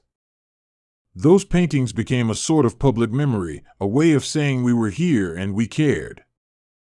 Namor would walk past these murals and let them act like sermons, reminding him why his choices had to carry meaning beyond mere survival. When winter came, the sea stiffened at the edges and food became scarce. The undead changed with the cold, moving slower in the surface chill but cutting faster where the currents were warm. Namor ordered a redistribution of resources that felt like social surgery. The wealthy sectors were stripped of some luxuries to keep the common areas stocked. It was an unpopular choice among the noble families, but it kept the markets from collapsing into cannibalism. He bore their rancor like a scar and reminded himself that governance often asks for such unpopular judgments. In the thaw of spring, the undead staged a coordinated assault that tested every lesson they'd been taught. They used the tidal surge as cover, hurtling themselves at supply routes and waves, and they found ways to slip between nets and through undercurrents. Namor led the defense, not from a throne but from the front lines, cutting through water with his trident like a man trying to write an ending with a sword. The skirmish left the city with new holes and new grief, but it also spurred ingenuity that would have otherwise waited for a later crisis. During the lull after the battle, Namor met with the woman from the Illuminati once more. Her eyes had the tired clarity of people who have seen many worlds end and begin again. She told him that the portal idea had merit but needed a correction, that they could transform the device from a trap into a kind of vacuum that didn't need a living anchor, but only if they could harness a certain rare mineral the surface had. It was a gamble requiring a surface foraging mission into zones that were now ruled by the undead. The mission's risk was staggering, but the promise of a safer, less costly solution was enough to encourage a new plan. Namor organized the surface expedition with a personal weight to it. He chose those he trusted for the mission and gave them orders like a man handing out promises that might not be kept. They would go in under cloudy weather cover, disguised as smuggling vessels to avoid the undead's attention, and retrieve the mineral known in myth as starstone, a glittering ore that refused to corrode in ocean water. The plan read like a poem and also like a prayer. It required stealth, luck, and the kind of precise violence that leaves little room for error. The surface team faced horrors not only of the undead but of human desperation as well. Survivors had turned communities into strongholds, and some of those strongholds were suspicious and hostile, picking at the new arrivals like wolves on carrion. Yet others were welcomed, and from these pockets of humanity they gathered not just raw materials but stories of the world above. The expedition returned with pockets of starstone and with younger men and women whose eyes had been sharpened by the surface's brutal lessons. They were tired, changed, and more useful for it. The repairs to the machine required weeks and nights stitched together with coffee-stained schematics and songs to keep the workers awake. The new configuration promised a self-regulated vacuum that would not drain the anchorwoman's life into the machine. When it came online, the city held its breath like a living thing waiting to see if it would drown or fly. The machine hummed, breathed, swallowed, and for a moment it felt like the world might tilt the right way. But machines, like people, often surprise you with what they can and cannot bear.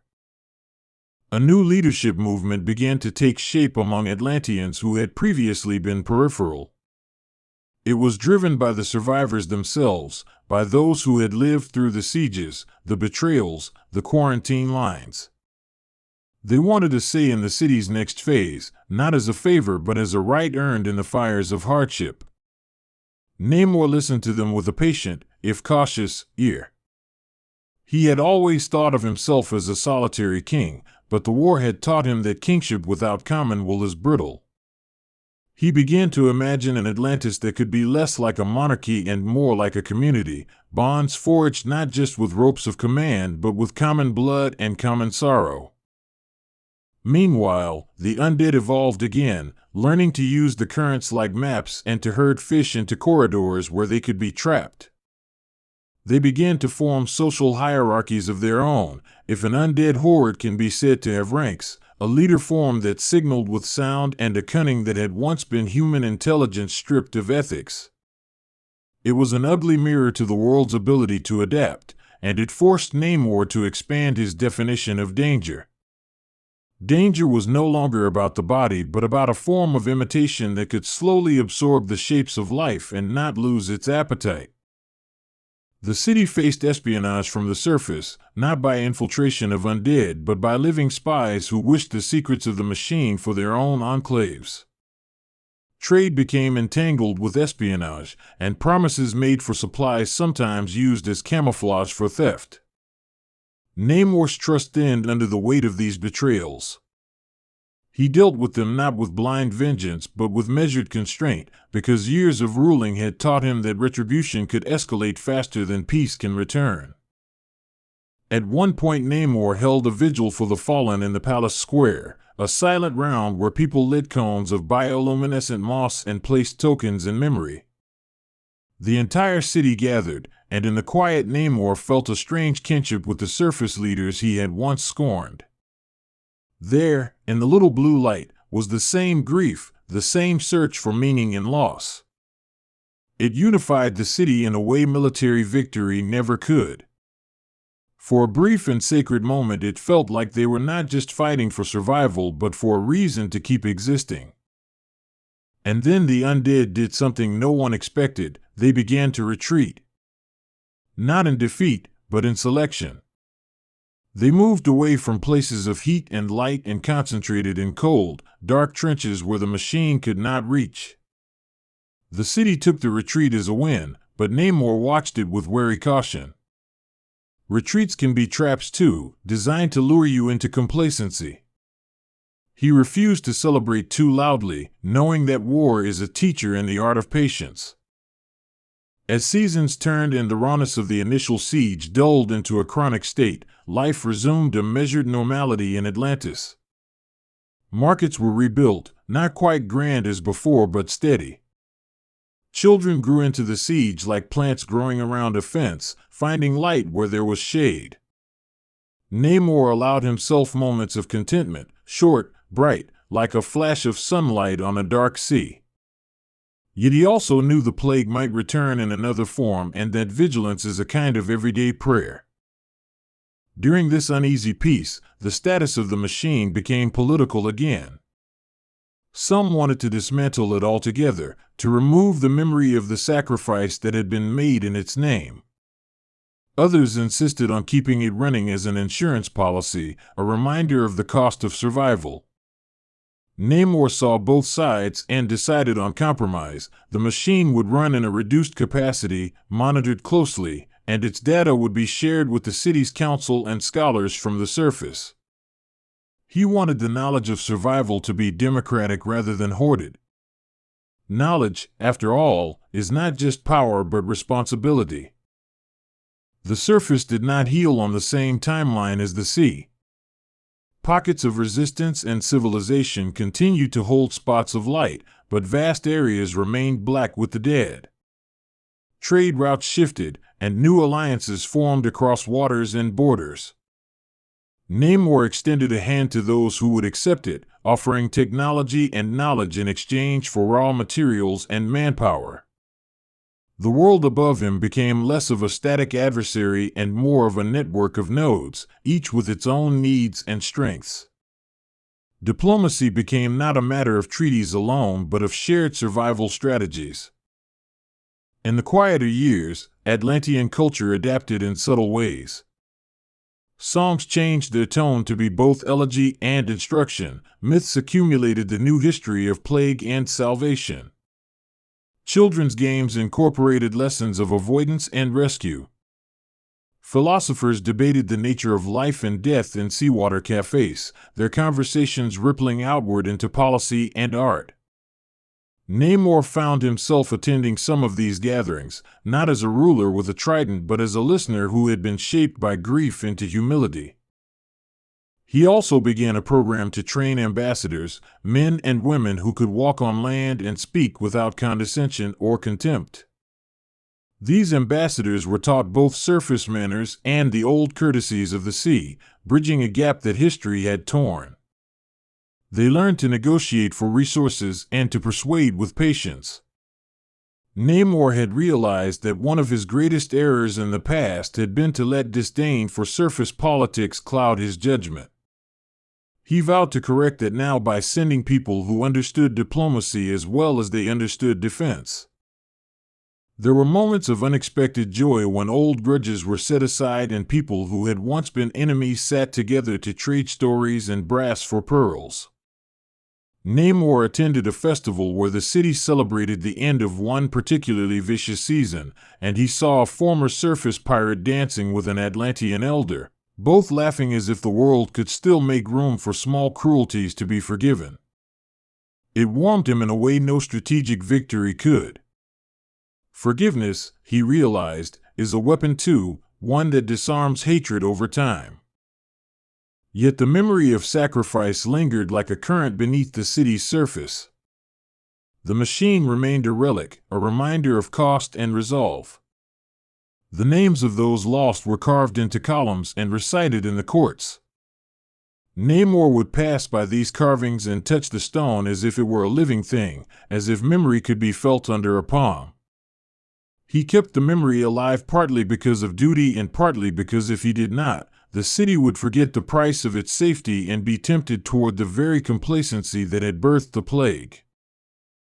A new threat arrived one autumn when a faction from the surface attempted to seize the machine's designs and rebuild the vacuum device as a weapon for coercion.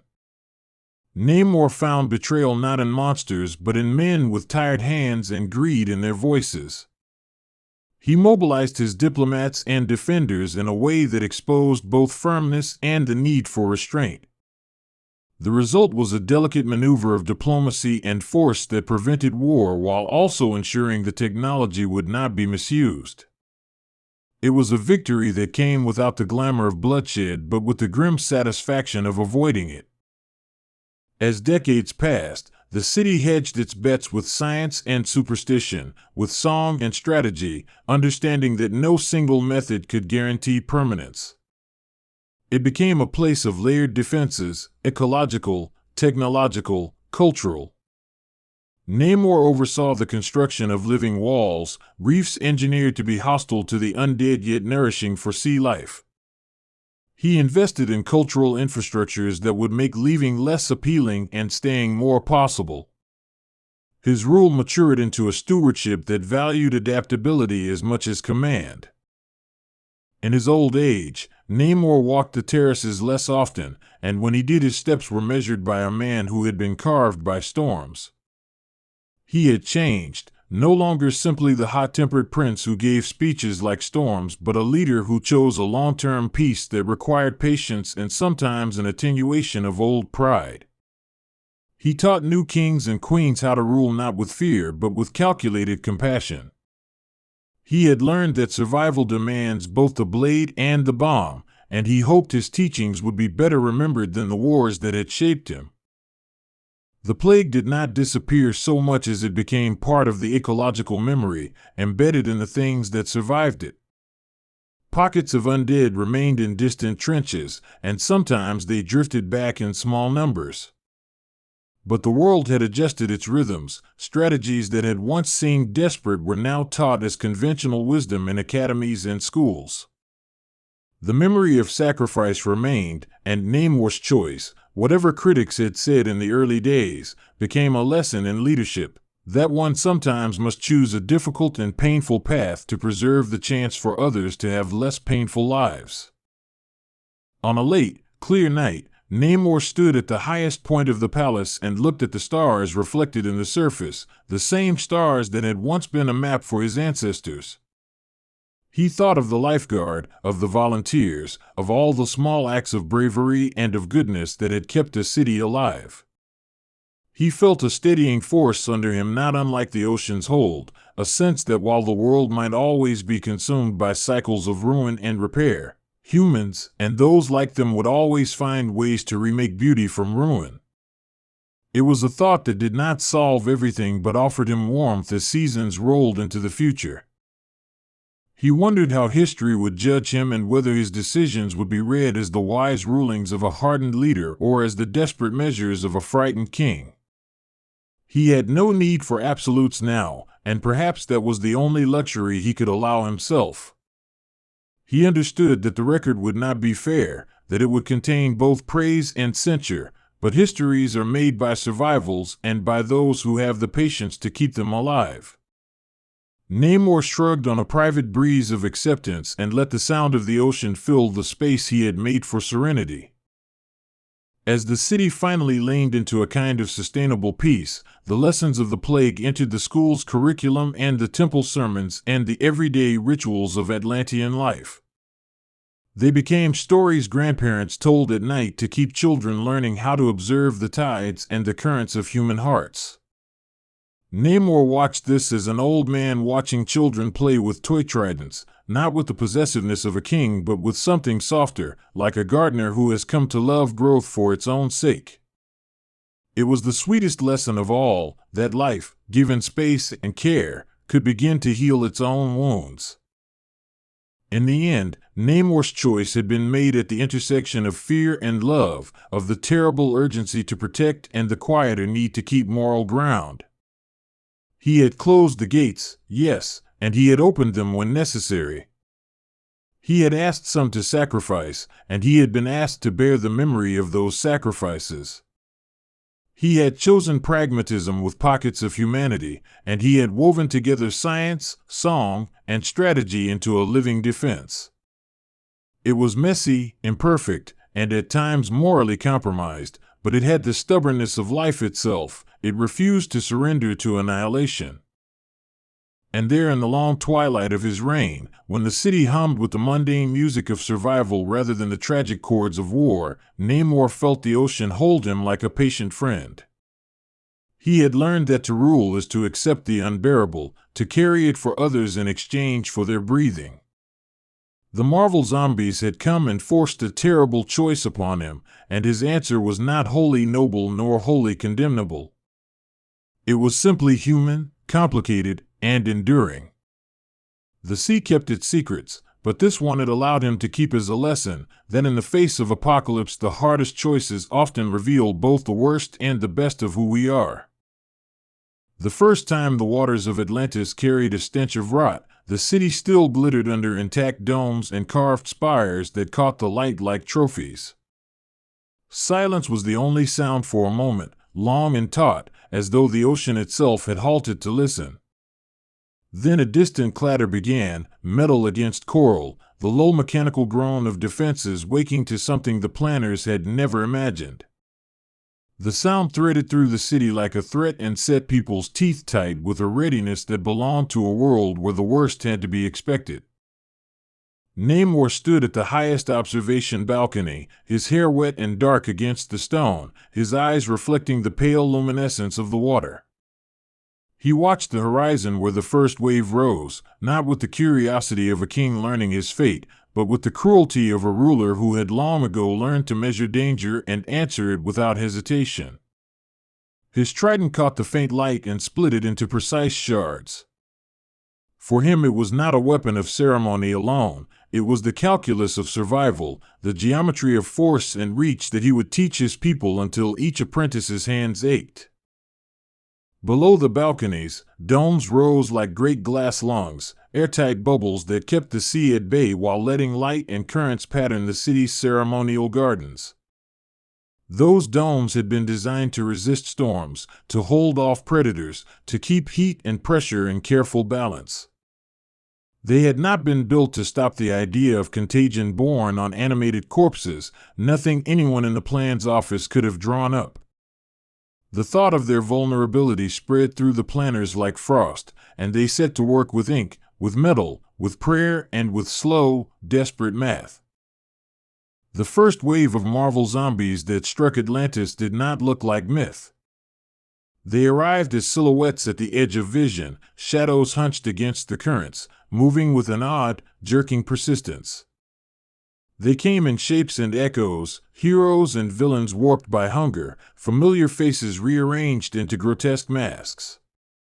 For the first generation, names did not register, the mind seized on the wrongness instead. The way muscle moved without intention and skin hung from bone in a rhythm that made the stomach quicken and the heart narrow into something like a drumbeat of alarm. Inside the domes, people heard the cry of horns and the thud of armored boots on stone as guards rushed to stations. The city's alarm system pulsed in the wet light, a red bloom spreading from dome to dome. Engineers ran along corridors with tools that bit at rust and loosened bolts, while medics gathered herbs and salts, not for standard wounds but for the possibility of a contagion that did not heal into anything familiar. Their faces were lit by the soft glow of screens and the harder flash of flares. They carried memories and rituals up through their hands like talismans.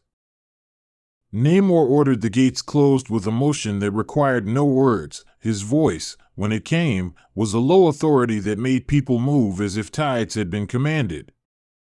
The dome sealed with a soft, resonant shudder like a second heartbeat.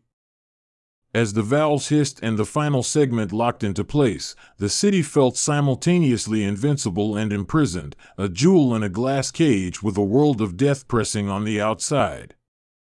The contrast settled on people's shoulders like a weather, immediate, inexorable. Within hours, the domes vibrated with the first real clash. The zombies, those unholy replicas of the gifted and damned, found their way to the outer defenses and pushed. Metal met bone in an obscene percussion where lights danced like lightning. Tridents met teeth and broke bowls of jaw in crystalline showers. When the city's spear line counterattacked, it was as much ritual as warfare, a practiced set of slashes and thrusts, executed to keep distance from contagion while maximizing the force that could be brought to bear. The Atlantean tridents were not mere tools of war, they were extensions of identity, crafted in workshops where the great saws hummed like podcasts of sea song. Each trident had a shape born of sea knowledge, curved to match a hand and balanced to translate a fisherman's finesse into a soldier's lethal reach. Forged with alloys that tasted like cold light and etched with runes for control of current, they were as precise as scalpels and as brutal as a winter storm. Apprentices learned to carry them with a calm that bordered on reverence, because the trident chose nothing and demanded everything in return. Fighting the undead demanded new tactics because the things they fought were less like opponents and more like persistent weather. They came in waves, not with cunning but with an appetite that erased strategy and replaced it with endurance and angle. Atlantean captains learned to steer their lines in slow arcs, never letting the trident bearers be surrounded, and to pull back at the precise moment when teeth closed against bronze. Each retreat was measured and brutal. Every advance was carved like the final stroke of a sculptor who knew his subject would not yield to being gentle. Inside the domes, the architects of defense mapped the flow of the undead like cartographers mapping a storm. They traced the paths zombies favored, from rips in the reef to crevices in the dome's foundations. They installed layered barriers, mesh that could tangle limbs without breaking, channels that could redirect currents to sweep the bodies away, and pressure plates that triggered showers of hot brine to slow the relentless advance. Yet every new solution birthed a new problem. Zombies adapted with a terrible simplicity, slipping, gnawing, and finding the weak seam that only fatigue and grief could reveal. Namor supervised the training like a general with the ocean in his eyes, teaching his youth to aim for necks and tendons, the places where living beings relied on their circulation and coordination. He instilled a precise cruelty in the act of killing what was once familiar, saying nothing of the sorrow that tugged at his jaw when a remembered ally's face appeared in the tangle of ruin. He did not allow hesitation because hesitation bred infection, and the war inside the domes, sentiment was a luxury that baited the enemy. The city took the lessons and made them into practice, and practice hardened into muscle memory that kept a boy's life from ending in a mess of teeth and regret. Yet even with drills perfected, the undead found ways to mock preparation. They crawled through filtration ducts that engineers had assumed secure, finding seams left by hurried repairs. They pressed their faces and parts against the glass as if testing the barrier, their eyes milky with a hunger that translated into a terrible patient cunning. When the domes vibrated under their weight, the sound was a reminder of mortality's brittle edge and of the human-made materials that would one day simply fail to hold back the ocean around a city of ghosts. The psychological effect of fighting familiar forms cannot be overstated. Soldiers who cut down an enemy whose laugh they once shared discovered a nameless sorrow that made their hands tremble and their aim stray. That trembling was dangerous. It invited mistake, and mistakes in the domes were measured in open sores and the spread of an infection that did not rest. Counselors, women who had been healers, priests, and old sailors, walked the lines with words like small knives, cutting away shame and trying to stitch steadiness back into broken hearts. They taught grief deliberately, like a manual: hold it, name it, and then put it aside until the body returned to its work. As the days stretched into a muted, ongoing battle, scavenging became a kind of poetry. Platoons would sweep the external kelp gardens where the zombies had been chased off, looking for anything that might be repurposed: a shard of coral that could be sharpened into a short spear, a length of kelp braided into rope, a broken plate of tempered glass that could be used to make a sliver sharp enough to cauterize a wound. Those raids were both practical and mnemonic. They were acts of repair that said the city would keep existing no matter how foul the outside had become. They told stories as they went, of victories and of losses, and those stories bound the group tighter than any armor could. Children were kept in the innermost rings, where the lights were warm and the air tasted of salt and safety. Their games became mimicries of battle, but without the sharp edges. Their tridents were carved from dead wood and their fights ended in giggles or mock surrender. Nevertheless, the sight of a child thrusting a toy at the air reminded adults of what was at stake and what would be lost if the domes failed. Tears were common in the quiet hours, but they were also met with a fierce tenderness, as if the city itself would cradle its future the way a mother holds an infant to her breast. Not all heroes were comfortable being killed and reborn. Some who came back as zombies retained snatches of memory and gestures so small it made defenders lose their nerve for a fraction of a breath. A wrist turned just so, a smile that used to be warm but was now a slack twitch, a voice that rasped the name of a mate in a voice gone wrong. Those moments made the battle a theater of personal horror, an invasion not only of flesh but of memory. The endurance of that cruelty hardened resolve, and in its hardening there was a quietly iron lesson: mercy, when extended, could be poisoning. The dome's inner sanctums became laboratories of a different kind, where physicians sampled ichor and bone and tried to see the pattern that made a living person into a hungry shell. They used microscopes and alchemical traditions, plying their instruments like diviners of old gods. They dug into histories of plague, of curses, of deep-sea maladies that existed beyond the reach of coastal clinics. Their conclusions were tentative and frustrating. The contagion sometimes looked viral, sometimes like a curse, sometimes like a rewriting of soul. This uncertainty forced leaders to pick rules to live by, to trust rituals as much as medicine, because indecision could not be worn like armor. The dead who wore familiar faces created moral quagmires that crackled with debate. Some insisted on burning the corpses, believing fire to be purification, even as fire carried danger under the dome's glass. Others held that seawater was cleansing, that the ocean should reclaim what it had once given. There were those who proposed exile, to push the infected back into the cold and let the currents decide their fate. Each option carried unspeakable costs, and councils argued under lamplight until the dawn came, pale and listening, long enough that fatigue made everyone more prone to sharp words. On the edges of reason, prophets rose with new explanations that made some store their fear as currency. They said the gods had turned their love into testing and that the test bore the sign of ancient anger. They spoke of a curse born in the dark trenches where light failed to reach, of a hunger that could not be sated by flesh alone. Such talk brought both comfort and danger. It gave a narrative for people who needed meaning, yet it also could justify brutality in the name of appeasing something vast and unkind. Namor tolerated their presence but kept them in check. He had no desire to make myth the law of his city while something pragmatic still needed doing. The city evolved in the smallest motions. New watchposts were carved into the inner rings where lookouts learned to read not just the sea but the cadence of groans and the subtle eddies that signaled the passage of an infected body. Kitchens altered recipes to include bitter herbs that surgeons believed might inhibit infection. Schools taught children about resilience with an explicit syllabus, and artisans wove into tapestries diagrams of defense as if beauty could anchor practicality.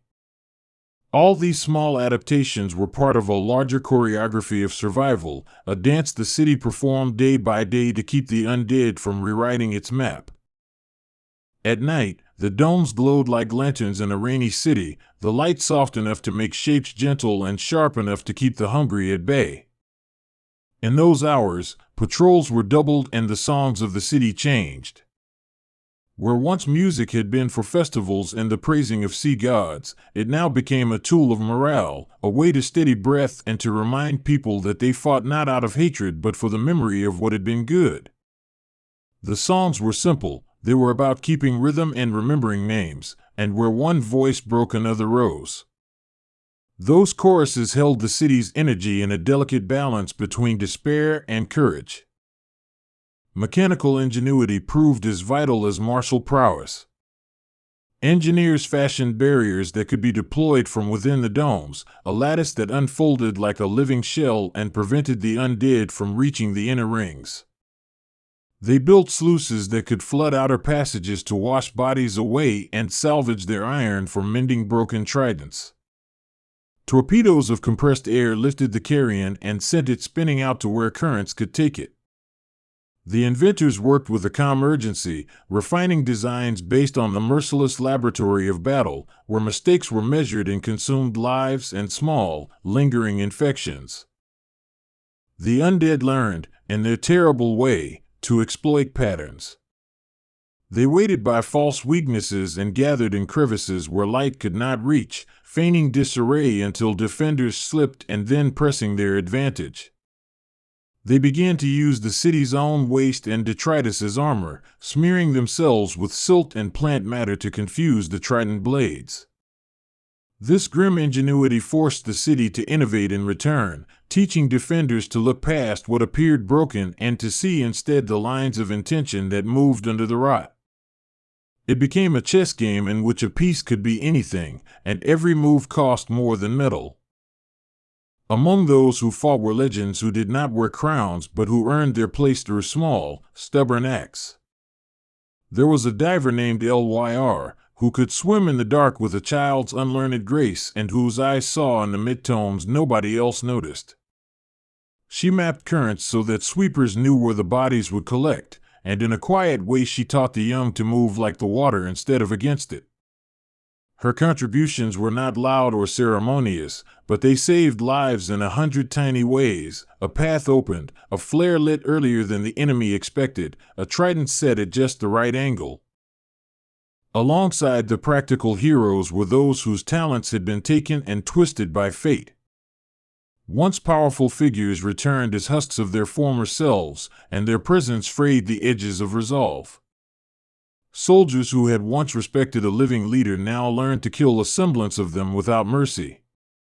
That constant cognitive dissonance made people brittle. They guarded against it with rules and with ceremonies that reminded them of what must be done.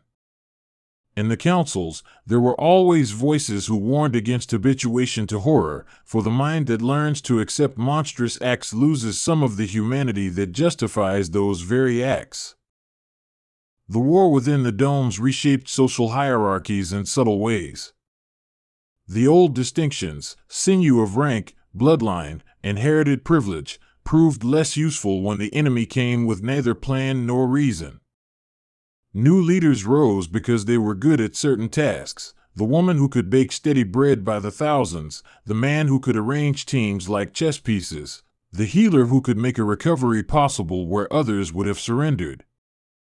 Meritocracy bloomed out of necessity, and with it came tensions as traditional elites watched their influence ebb. But the practical mind that saved a life held sway, and the city learned to prefer usefulness over pageantry in a time of ceaseless necessity. The undead changed not only the city's schedule but its language. New words cropped up, terms to describe types of infection, phrases to name the tactics that worked, and metaphors that held the city's lore. This lexicon became a living thing that let people communicate dangers in an economic way. A single word could warn a platoon to avoid a trap or could name a phenomenon like the Slither Swarm, where zombies moved in such a way that made defense by line impossible. That efficiency of speech tightened the city's survival like a well-tuned instrument. As months passed, the long attrition wore on both sides. Bodies piled up beyond the domes, become reefs of rot that the ocean skirted like some discarded thought. The undead, without rest or strategy beyond hunger, found their numbers sometimes dwindling, but then new wave after new wave washed in, brought by currents and by the collapsed wandering of other cities.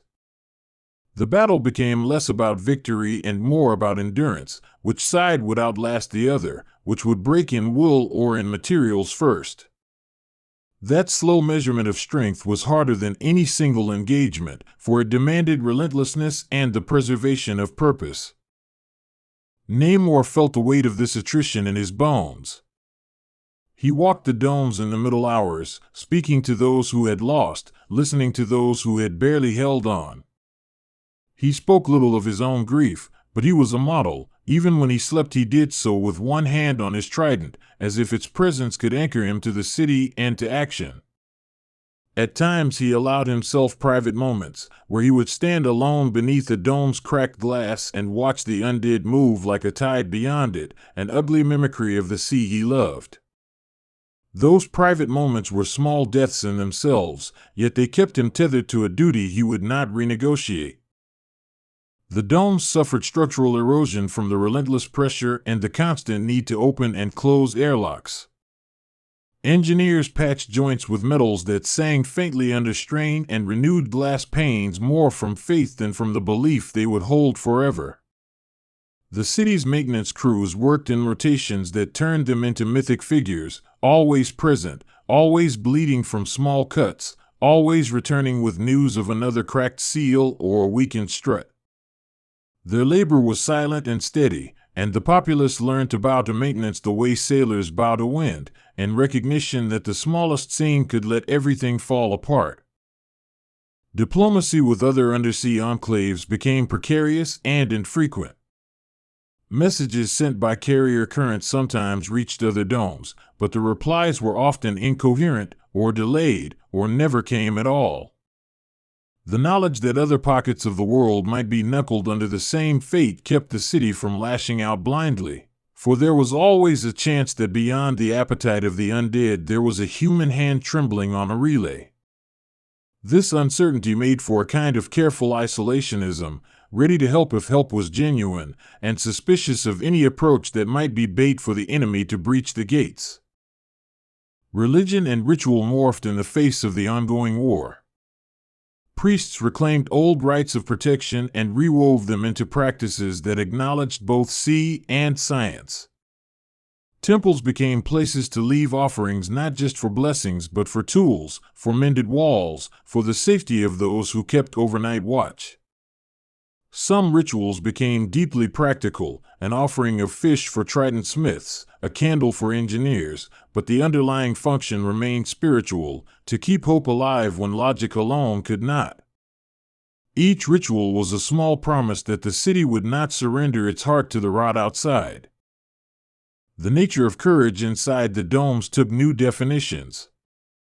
Courage was no longer only about sweeping a broken deck or charging a line of teeth. It was about the quiet persistence of those who cleaned wards, who comforted the dying, who sewed up the living enough to keep them in the fight.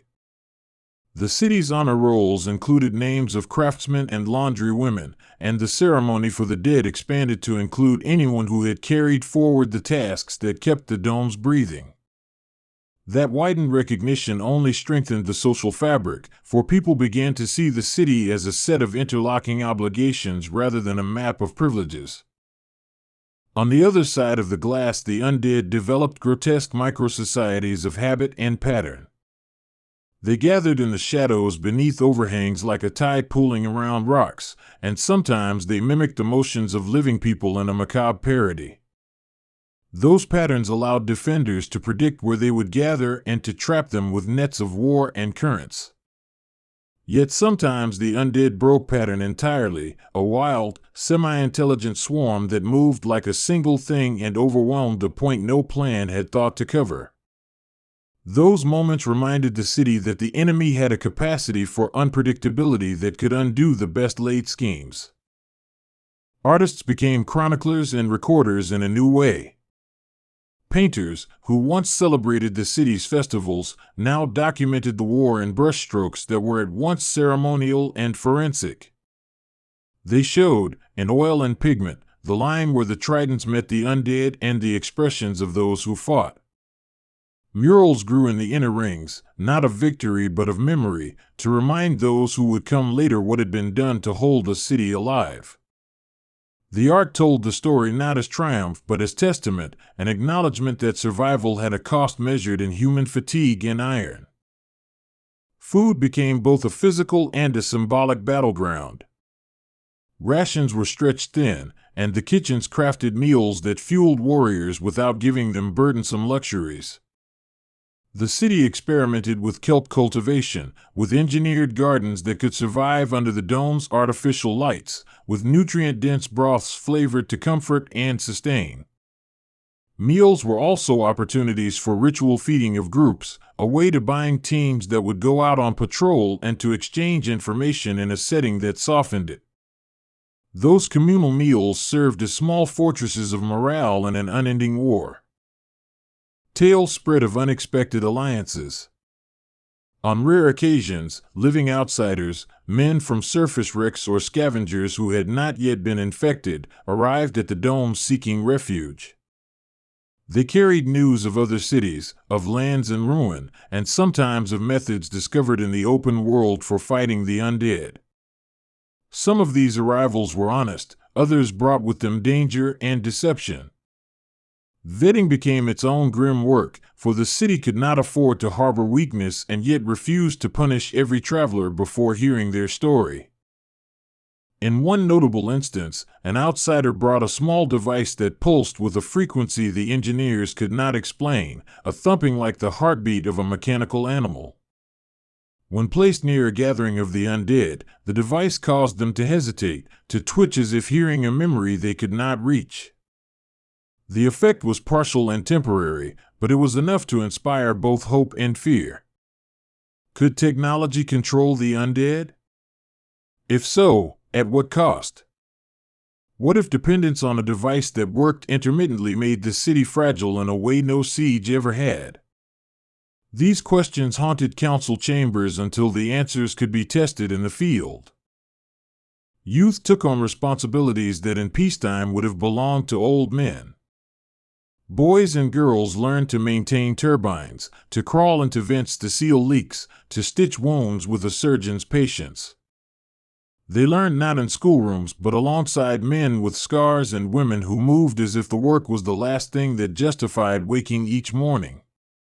That shift matured them quickly. Their laughter coexisted with a solemnity that was both heartbreaking and necessary. The city taught its young to be builders of tomorrow while making them fierce protectors of today.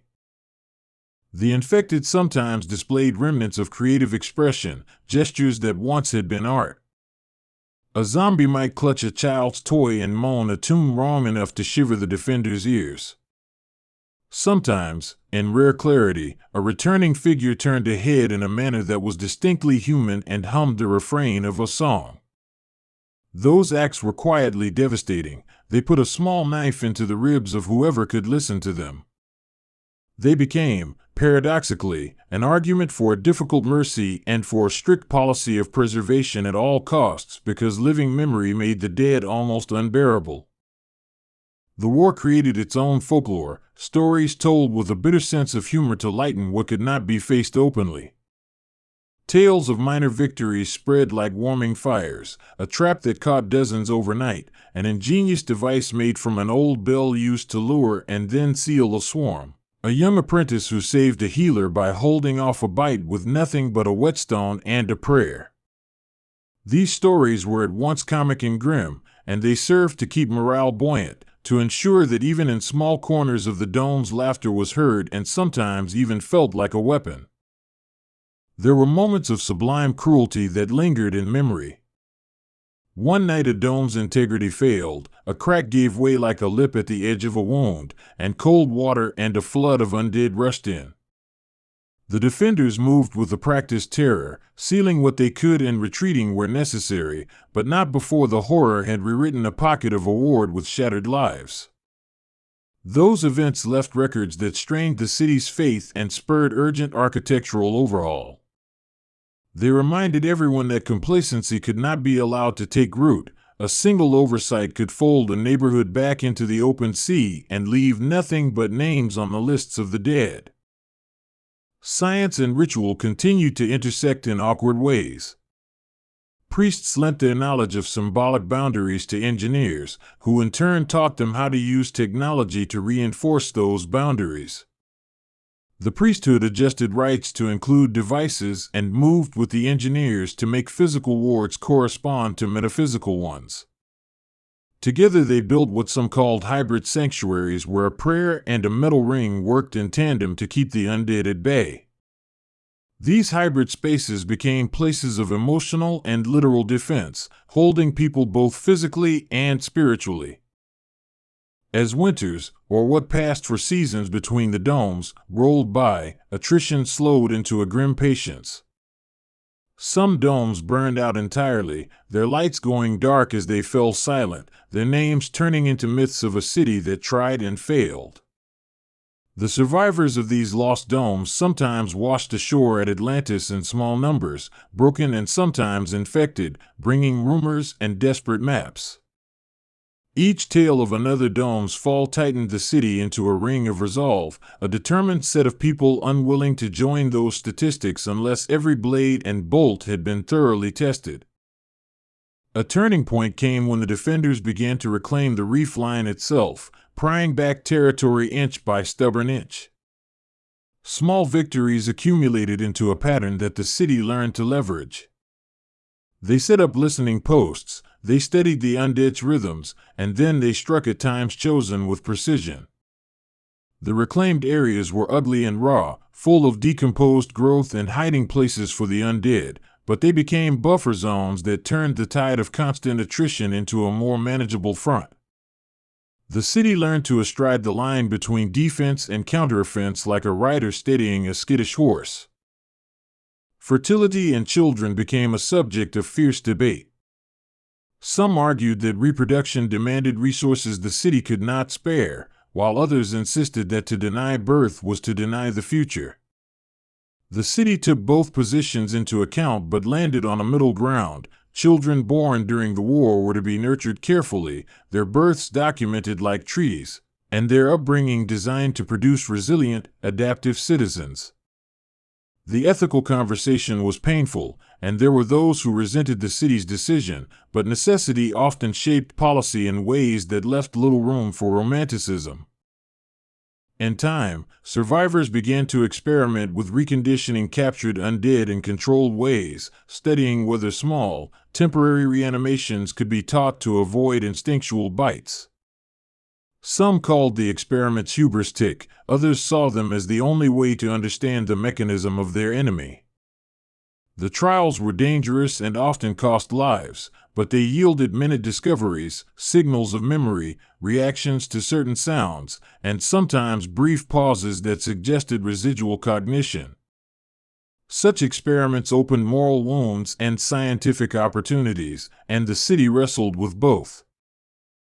Alliances with denizens of the deep, creatures of muscle and instinct, became more than legend. Giant cephalopods were coaxed with offerings into moving corpses away from under a dome, and shoals of fish were redirected to feed on the partially decayed tidal growth that the undead used as cover. These bargains were fragile and demanded constant attention. No creature of the deep was a reliable ally for long, yet these alliances were precious when they worked. They also taught the city a lesson in humility. Sometimes survival required bargaining with the wider natural world, not pretending to control it. The domes themselves became laboratories for the exploration of decay. Biologists cataloged the stages of zombification, noting how certain tissues hardened, how the sinuous movements slowed, and how deliberate behaviors returned in the brief windows between hunger-driven attack. Their notes were detailed and anguished, full of both clinical observation and pleading metaphors. Though the research advanced slowly, it produced procedural changes, better chemical treatments for wounds, slow-release antiseptics woven into clothing, and designs for trident heads that minimized contamination risk. Names became the city's most significant currency. When a family lost a member, they painted or etched that name into the inner walls, and the city read those names like an ancient, necessary scripture.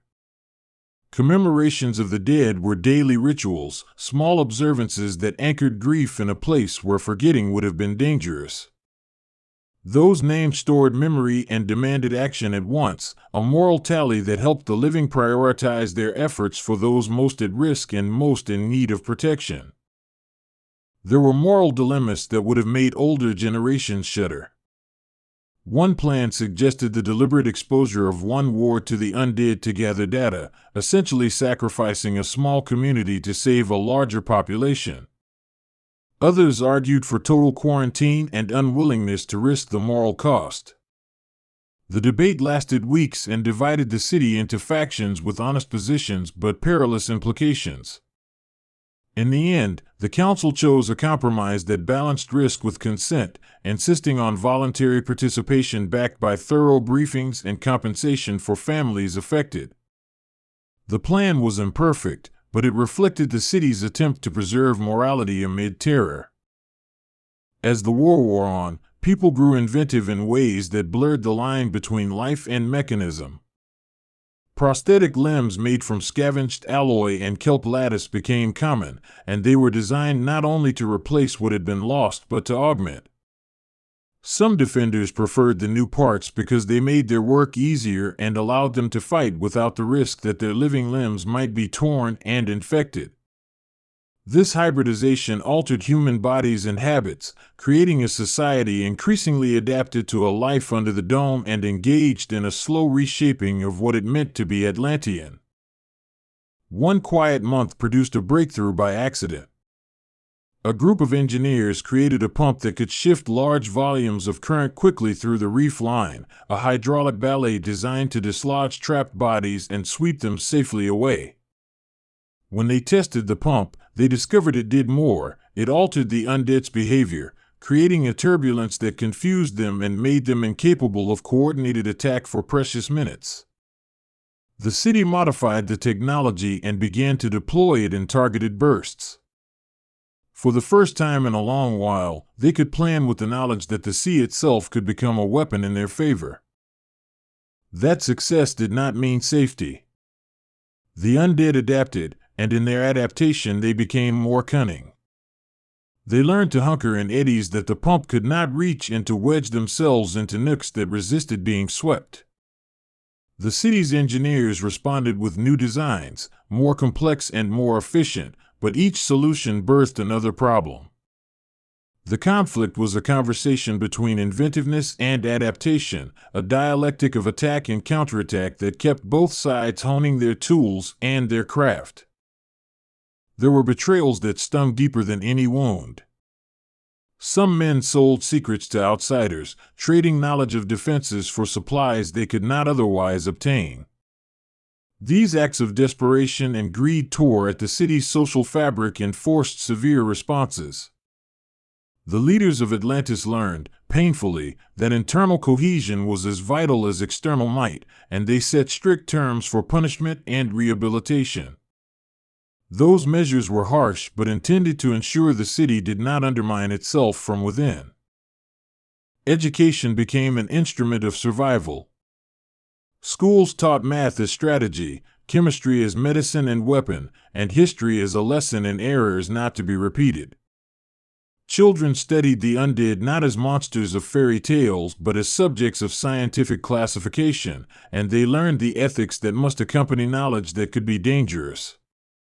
The pedagogy created a generation that thought differently, one that measured risk, that respected tools, and that learned to translate trauma into plans.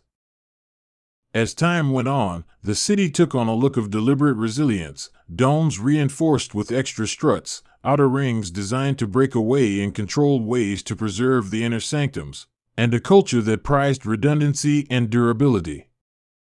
The architecture itself told a story, a narrative of a society that had learned how to bend without breaking, to give ground in measured ways in order to hold the heart of the city intact. That approach was not romantic, it was pragmatic and cold in its mathematics, guided by a fierce love of survival. On the moral front, the city experimented with restorative rites for those who had been infected and then somehow halted in the transformation. A few individuals had managed to recover partially through a combination of surgical intervention and ritual binding, and their presence complicated the moral calculus. Were they still the same people? Did the bit of memory they held entitle them to citizenship? The debates that followed were philosophical and raw, and the city largely chose inclusion paired with caution. People were allowed back in when their bodies could be controlled and their habits monitored. Outside influences became crucial. A wandering scientist from the surface, a woman with a background in virology, offered knowledge that changed the tenor of the fight. She brought with her methods to study the infectious mechanism in a lab setting, techniques borrowed from the devastating plagues of the surface but adapted to the salinity and pressure beneath the waves. Her approaches were controversial but effective. She taught the city how to stabilize samples for longer observation and how to create isolation protocols that decreased the risk of contamination during experimentation. Over time, the undead's origin story remained mysterious even as the city gained tools to manage their behavior.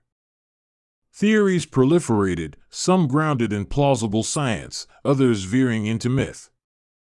Nobody could say for certain whether the contagion started as an experiment gone wrong, as a deep-sea toxin that rewired nervous systems, or as a curse born from ancient grudges.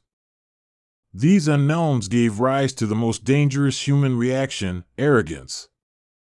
Some believed the city could conquer the phenomenon with enough will and ingenuity, forgetting that nature had a way of mocking certainty.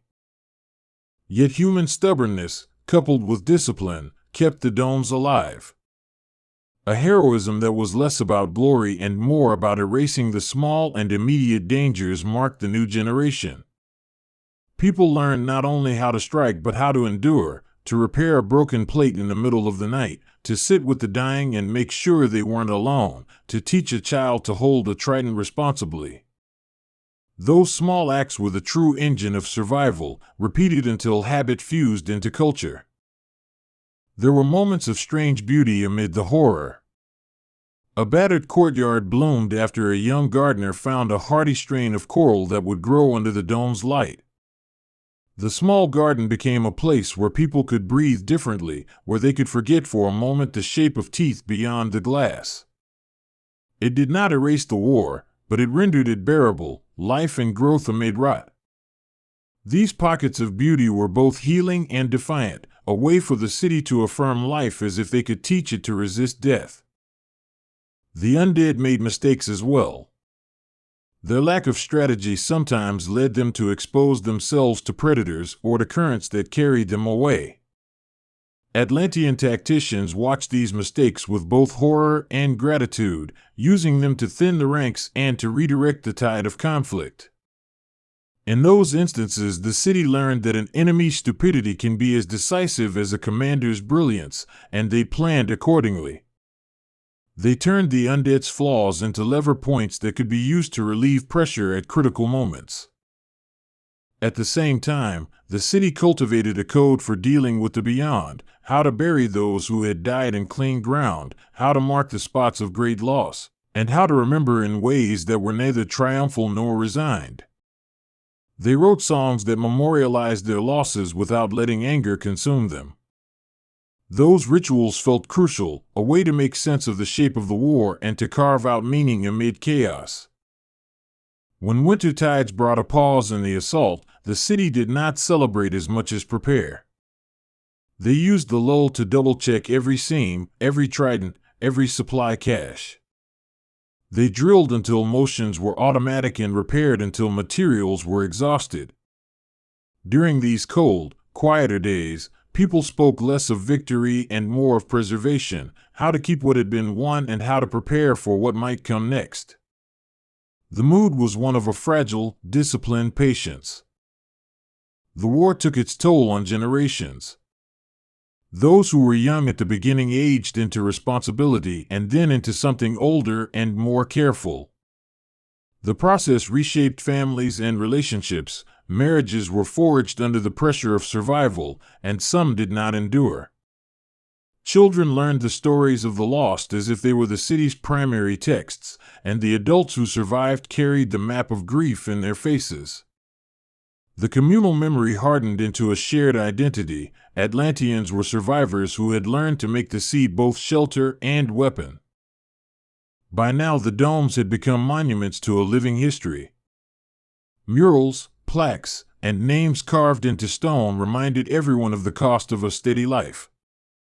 Even daily chores, cooking, repairing, training, were done with a reverence that bordered on sacredness, for each act was an affirmation that the city would not surrender. That discipline held the domes together like mortar between bricks.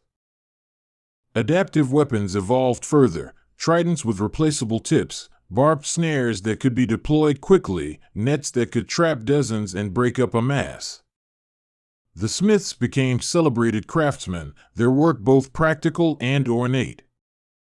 They worked with a new reverence for durability, creating tools that were as much about minimizing infection as about stopping the advance of teeth. Their output was the city's bloodstream. It nourished defense with a steady flow of well-made metal and thoughtful design.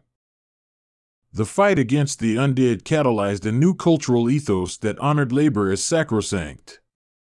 Those who toiled quietly, smiths, medics, engineers, and couriers, received recognition in parades and in small personal notes that traveled across the domes like blessings. The city learned that morale was built in small acts of appreciation and in shared acknowledgement of the work that made survival possible. That ethic softened the harder edges of wartime necessity. It humanized the city and kept its people from becoming mere functions in a system of survival. Ambition simmered under the surface. There were those who wanted to expand, to take back more of the reef in hopes of reclaiming what had been lost. Others counseled caution, arguing that every foot gained could be too lost if defenses were spread too thin. The debate never fully ended, but decisions were pragmatic and iterative: test, probe, and then consolidate gains. The city adapted in a pattern that prioritized the long arc of survival over immediate conquest. Scavenging expeditions grew more elaborate and more successful. Teams learned to camouflage themselves with silt and seaweed, to use the swell to their advantage, and to pull back at the precise moment the undead began to swarm.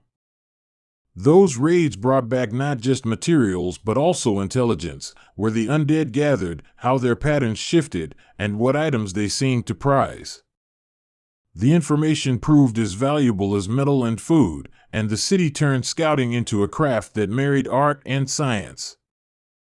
There were seasons of dark humor that emerged as coping mechanism. People told jokes about tridents gone missing, about the peculiar stench of certain kinds of undead, about the absurdities of a city so focused on survival that weddings were scheduled between maintenance shifts. The humor did not deny the pain, it reframed it for survival.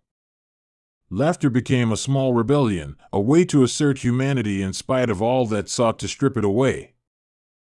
When a new method of detection was invented, an auditory sensor that could pick up the faintest sounds of life or mechanical motion, the city changed its tactics dramatically. Patrols could be more precise, and ambushes became easier to predict. The sensors allowed the city to orchestrate more complex defenses and to reduce exposure for their people. That technological gain saved lives, but it also raised the stakes. Now attackers had to become a bit smarter to succeed, and defenders had to keep innovation rolling so that advantage did not slip away. The undead's relentlessness taught the city endurance, and endurance forged a culture that prized steady slow wins over rapid glory. The domes had become a crucible where discipline, ingenuity, and compassion were learned daily. People moved through the city with the solemnity of those who had seen neighbors fall and who knew that the next day might bring new sacrifice. This sober rhythm sustained them, and the city kept its face toward the current with an unblinking determination. Rumors of a cure circulated periodically, launched by breakthroughs in the labs or by strange tales from outside wrecks. Each rumor sparked a flurry of hope that the city carefully translated into cautious action: test, verify, and only then publish. Some claims proved false or only partial, but each attempt peeled back another layer of knowledge about the undead. The process was slow and studded with heartbreak, but it yielded incremental progress and taught patience again and again. In the quieter hours, people contemplated what living after the war might mean. They sketched plans for domes that would be built with the war in mind, structures more flexible, more easily isolated, and designed with lessons learned from decades of attrition. They discussed education and how to raise children who would not be hardened into mere survivors but would learn to love art and music and thinking beyond the next patrol. These small plans were acts of faith, a belief that the city existed not merely to survive but to flourish again. Stories emerged of individual acts that seemed larger than life: a medic who set up a triage station in a flooded ward and refused to leave until everyone was triaged; a pair of children who diverted a dying beast away from a watchpost and saved a patrol's flank; an old engineer who rebuilt a pump with nothing but a skeleton of parts and a stubborn grin. Those tales became modern parables, models for what behavior the city valued. They were retold in songs and carved into tablets, ensuring that courage would be remembered in detail worthy of its small and steady heroism. Even as progress was made, the threat never fully vanished. Rogues of the undead sometimes found new tricks, and environmental chaos shifted currents and exposed new weak points. The dome's defenders never relaxed their vigilance; they refined, improved, and adapted constantly. The war, in that sense, became a way of life that demanded ongoing attention and renewal. Atlantis learned to plan for permanence in the face of a threat that was neither wholly natural nor fully understood.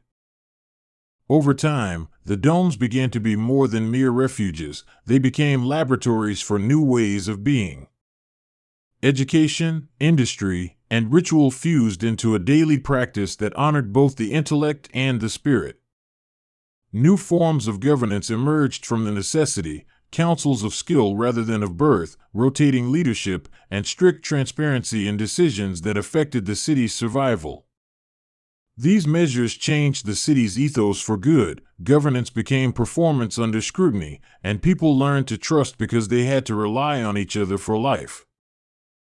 The undead remained a scar on that story, a reminder of the world's fragility and of the cruelty of the unknown.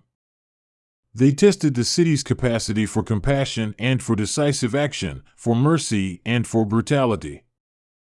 Each battle shifted the city's center of gravity slightly, and over years those shifts compounded into a new culture. The domes endured, not because the city was invulnerable, but because their people had learned how to prepare, how to adapt, and how to hold memory carefully enough not to be consumed by it. In the end, what kept Atlantis alive was not one grand invention or a single leader's brilliance, but a weave of small acts repeated across generations: the smiths who repaired tridents in the dark, the healers who refused to leave their posts, the patrols that pushed the undead back inch by inch, the children who learned to be steady in the face of horror. That weave was fragile and strong at once, a testimony to human stubbornness and to a way of living that chose to be present and resourceful in a world at war with itself. The dome stood, battered but luminous, like cupped hands protecting a small, defiant spark of life. The sea had a patience older than memory, a slow and inevitable appetite that lapped at the ruined columns of a city once proud beneath the waves. Atlantis had been many things over the millennia: a kingdom, a myth, a warning. Now it was a battleground where hunger took the shape of heroes and gods alike, and the ocean's patience was running thin. On the edge of that patience rested the Leviathan, a name stitched into the dreams of whale and worshipper, a titanic creature of muscle and myth that lay coiled in the deep like an oath.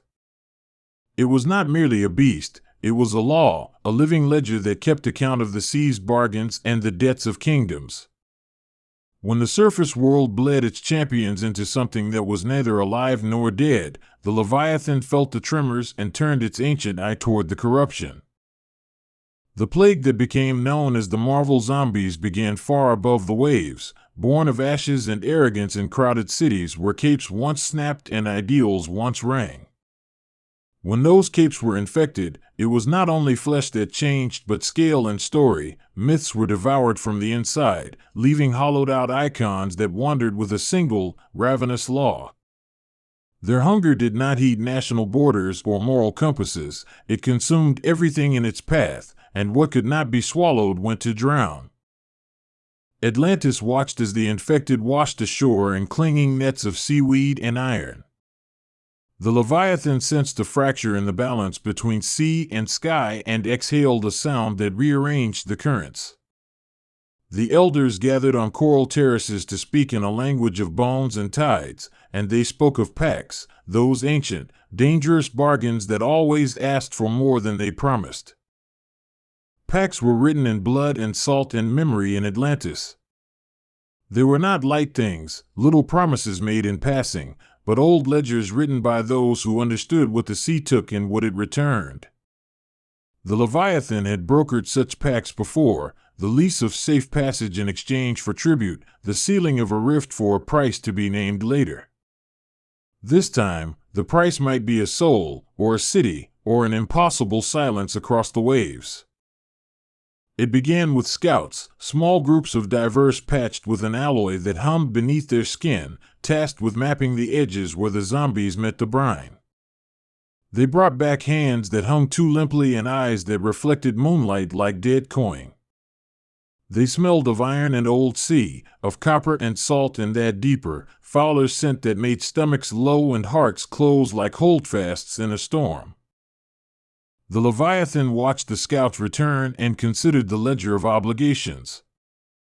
It was older than the scouts, older than the city that sent them, and it knew how contracts changed the world.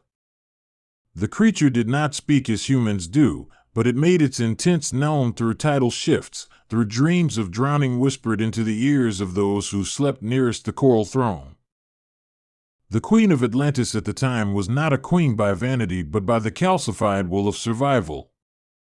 She wore the crown like a weather system, shifting and persistent, and her decisions were measured against the tide charts rather than courtly applause.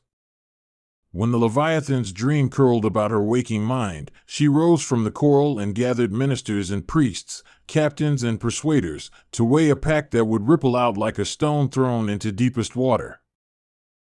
They argued in terms older than lawbooks and newer than fear, keeping voices low because to speak of bargains aloud was to invite their full cost. Some argued for sealing the city with coral and kelp, a living barrier that would starve the invaders of breath but also of trade and alliances. Others whispered of offering tribute, of pushing to the surface whatever wealth they could spare to distract the zombies, a plate of flesh for their hunger while the city rebuilt in secret. But the Leviathan's terms were not about coin or iron. It wanted an exchange that would restore balance on a more metaphysical ledger, a remembering, a willingness to shoulder the sea's debt. It called for sacrifice, not merely of lives but of titles and of stories, for the sea demanded acknowledgement of its place in the cosmos. It promised a power to those who pledged, power enough to drive back the infected hosts, power corroded in human hands but vital when wielded with proper humility. To approach such a bargain was to stand at the lip of a knife. The queen listened and felt the weight of ancestors press like pressure upon her chest.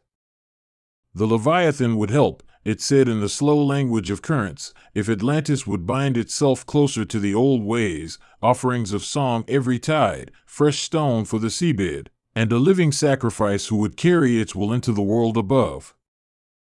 That last term set the city to a quiet fever. Sacrifice had many faces. It could be a life taken to feed an altar, an identity shed to become a vessel, or something subtler yet, renunciation of the right to rule, a descent into anonymity to walk the edge and not be recognized by the world that birthed the plague. The queen forbade the idea at first, not because it was monstrous but because it demanded something she hadn't considered costing, the surrender of future memory. Pacts reshape memory because they require forgetting as much as they require doing. A child raised on the stories of a founder could be asked to step away from that tale and become an eraser of their own history. The Leviathan would take not only flesh or voice but the claim to a name, and in doing so it would both bind the city and protect it. Some among the council argued that a nameless emissary could slip into the infected world unseen, while others feared a ghost with no name would have no anchor to return to. Practicality dictated action even as philosophy tangled the city into knots. They fashioned vessels of volcanic glass and woven kelp armor, tools and weapons that moved against the flow. Priests carved scales from old ships and read prayers into them, imbuing each with an echo of the Leviathan's will so that they might be used as talismans to cut through the hunger.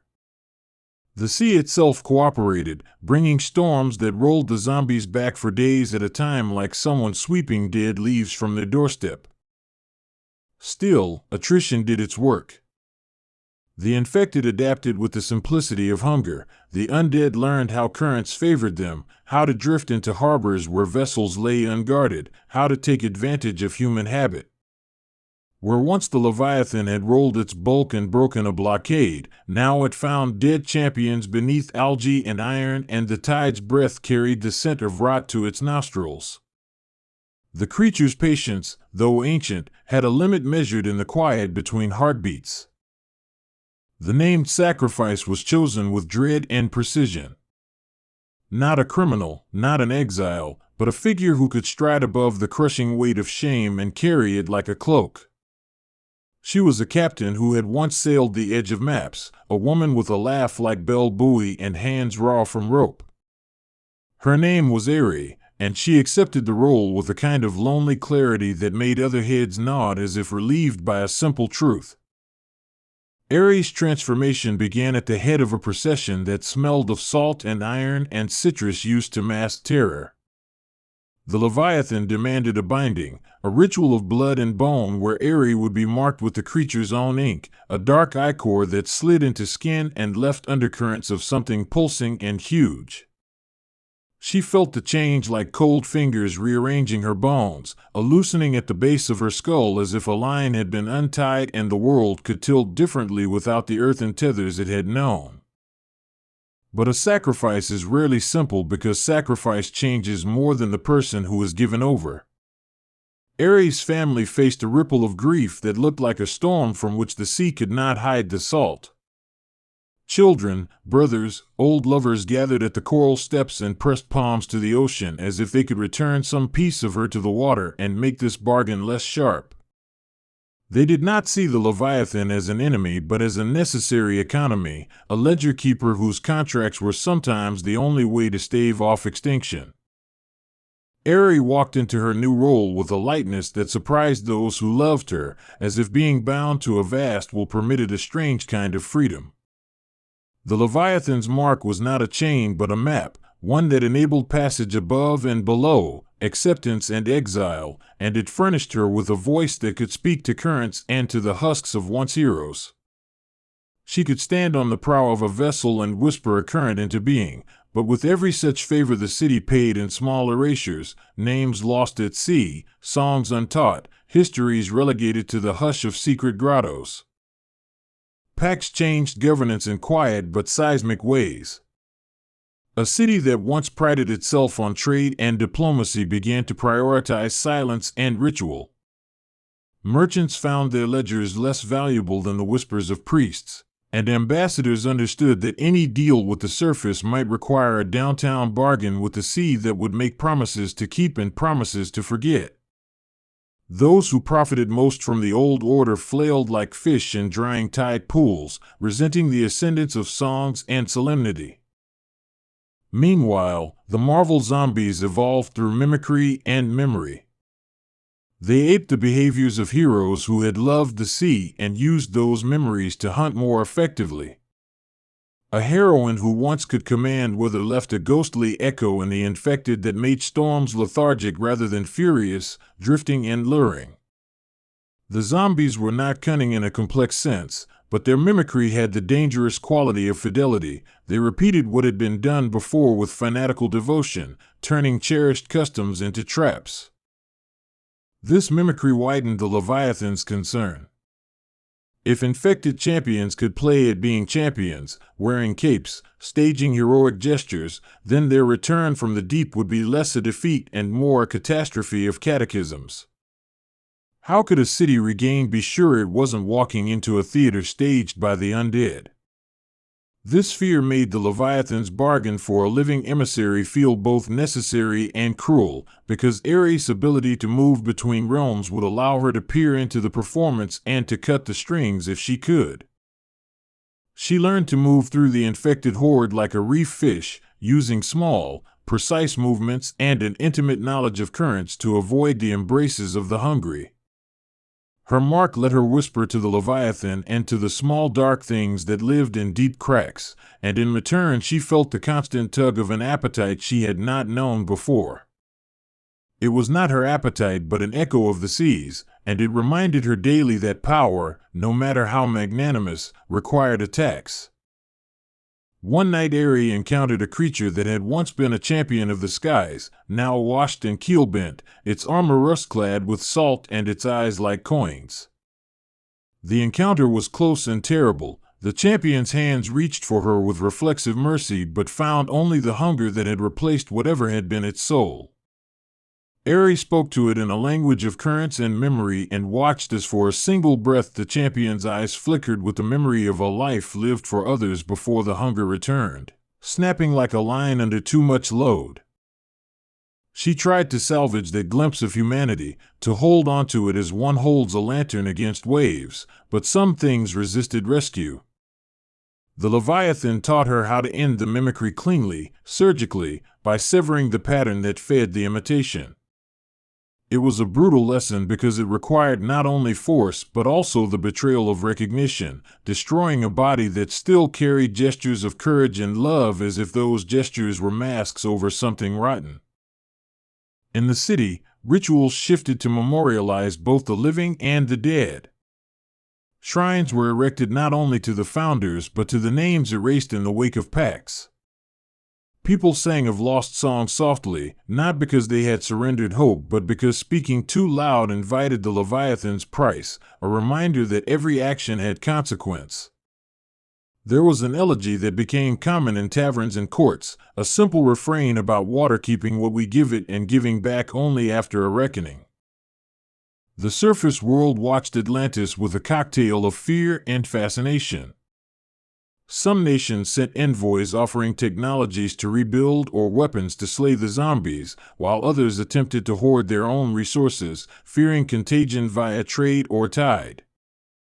Atlantis accepted some gifts and refused others. It was a city that measured risk differently, understanding that the Leviathan's bargain had rearranged its moral compass and would not tally value purely in metal and bloodshed. Diplomacy took on a ritualized shape where once it had been transactional. Envoys brought tokens and left them on the coral sanctuaries, not in the hopes of purchase but to show reverence for the sea that had bound them by consequence. The Leviathan accepted some tokens by shifting currents that rearranged the houses of emissaries, and refused others by sending tempest or tide to swallow an offered ship's prow. Through these acts, the world learned that Atlantis was not wholly subject to the usual machinations of nationhood. There were dissenters in every part of the city. Young radicals argued that the Leviathan's demands were a theft dressed as a salvation. They saw in the pacts a slow surrender, a stealthy erasure of freedom that would leave Atlantis a theocracy of necessity. These dissenters organized, not always wisely, and some tried to unmake the bargains by force. The Leviathan's reply was patient and inexorable, washing them away like driftwood or binding them to new, harsher debts. But not all sacrifices were human, and the Leviathan's appetite sometimes took shape in subtler extractions. Coral gardens, once lush refuges of color, were pruned to white, their polyps offered as tribute, and entire schools of fish were rerouted like a tax on migration. The sea's ecology shifted in response to the pact, creating consequences that were not moral but biological. Predators and prey found themselves in new arrangements, and the web of life rebalanced itself in ways that sometimes favored the city and sometimes eroded it. Aerie had nights where the mark ached like missing teeth, and she had to walk alone along the edge of the city to feel a semblance of self-return. The Leviathan's voice was not always kind, it was as honest as a storm and demanded a clarity from her that few mortals could bear. She found solace in small things: a child's hand on the railing, a song hummed by an old fisherman, the quiet acceptance of an eel sliding through a crevice. These small anchors allowed her to humanize the terrible work she had been tasked to do.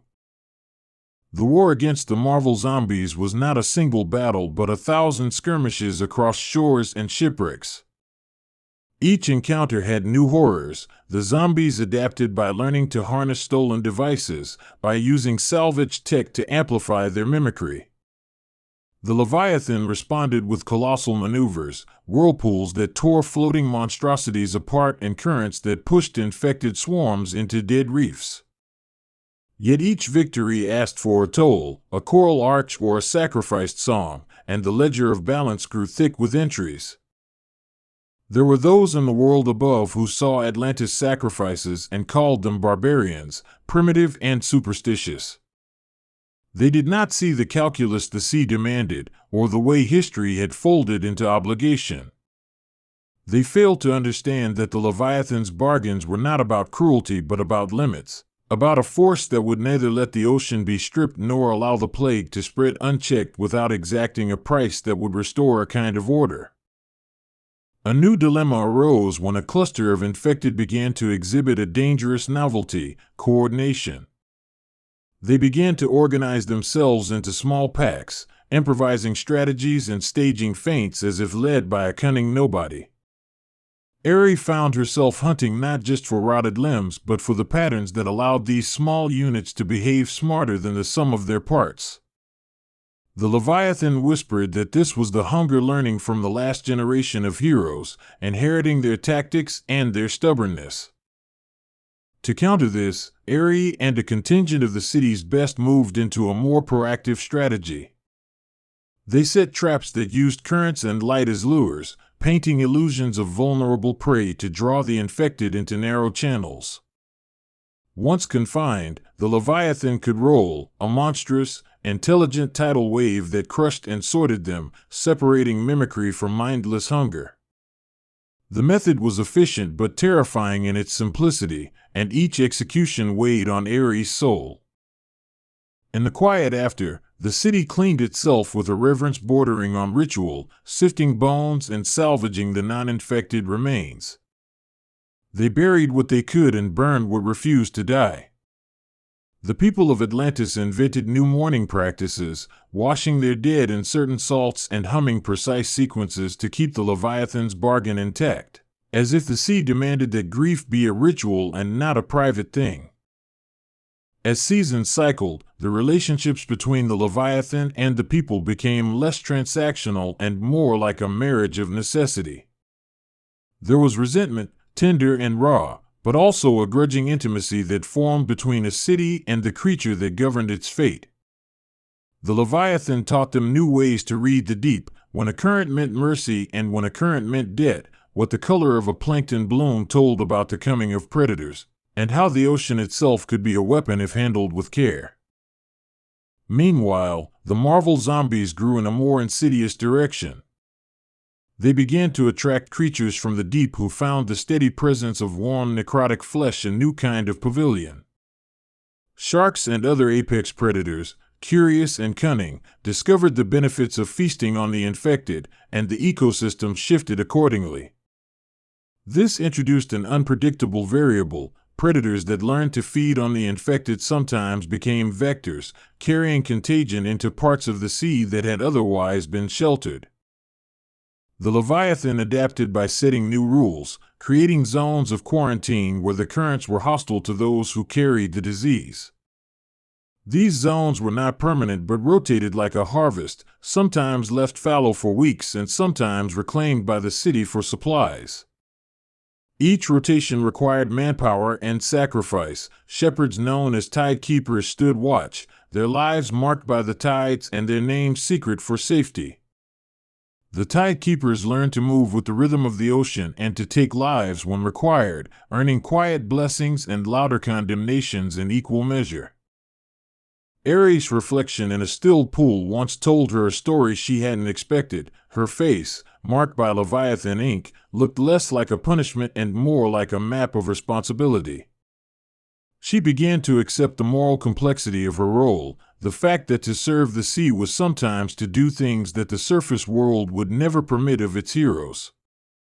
She was an emissary who could not be celebrated at a parade. She was the hand that pushed the world from the edge of a cliff and then reached in to catch those who slipped. The Queen's authority shifted slowly from pomp to practice, and governance became a conversation with the Leviathan as much as with citizens. They held councils with representatives of the tidekeepers, with priests who spoke in the language of corals, and even with fishermen whose knowledge of the currents mattered more than any royal decree. Laws were written not on paper but in the habits of the city: when to light a lantern, when to sing, when to close the harbor gates. These customs hardened into a new civic code that the Leviathan accepted and enforced with the pressure of tides. Outside Atlantis, other regions reacted to the Leviathan's influence with a complicated appetite. Some envied the city's relationship with a force that could turn back an apocalypse. Others feared what it meant to trade freedoms for safety. Pirates tried to infiltrate, seeking spoils from a city distracted by pacts, and their incursions were often cruel and swift, punished not only by the city's guards but sometimes by the Leviathan itself in the form of sudden eddies and ship-splitting waves. The sea, in its growing partnership with Atlantis, looked less and less like a partner that tolerated human folly. There were quiet betrayals that hurt the most. A minister tempted by commerce once struck a secret deal with a surface nation to smuggle out relics in exchange for weapons, believing weapons were the only way to break the infected's mimicry. The Leviathan learned of this betrayal in the slow, inevitable way of tides learning the moon's intention. The punishment was not immediate death but a rebalancing. Crops failed in the dealer's quarter, marriages frayed, and the betrayer found their name fading from plaques and songs as if they had never existed. It was a punishment that hollowed legacy rather than body. In the undercurrents of Atlantis lived other creatures who resented humanity's bargains. There were herds of giant crustaceans that had smoked and shelled their homes away for centuries, and they feared the Leviathan's influence as much as they feared the surface. They began to act out, colliding with shipping routes and tearing nets in ways that suggested anger rather than instinct. The city had to negotiate with the non-human denizens, offering migrations and protections in return for cooperation, another layer of pact upon pact that made governance a web of constant renegotiation. Ares found that her empathy had to become strategic. She could not save every being, nor could she act like a saint in a world ordered by ledger and tide. Her decisions carried a cruelty born of necessity. Sometimes she had to let a reef die to save a city, or to permit a predator to feast upon the infected even though it would carry contagion further afield. She rationalized these choices not by shrugging off guilt but by accepting that in war, some practical evils were preferable to larger, more genocidal outcomes.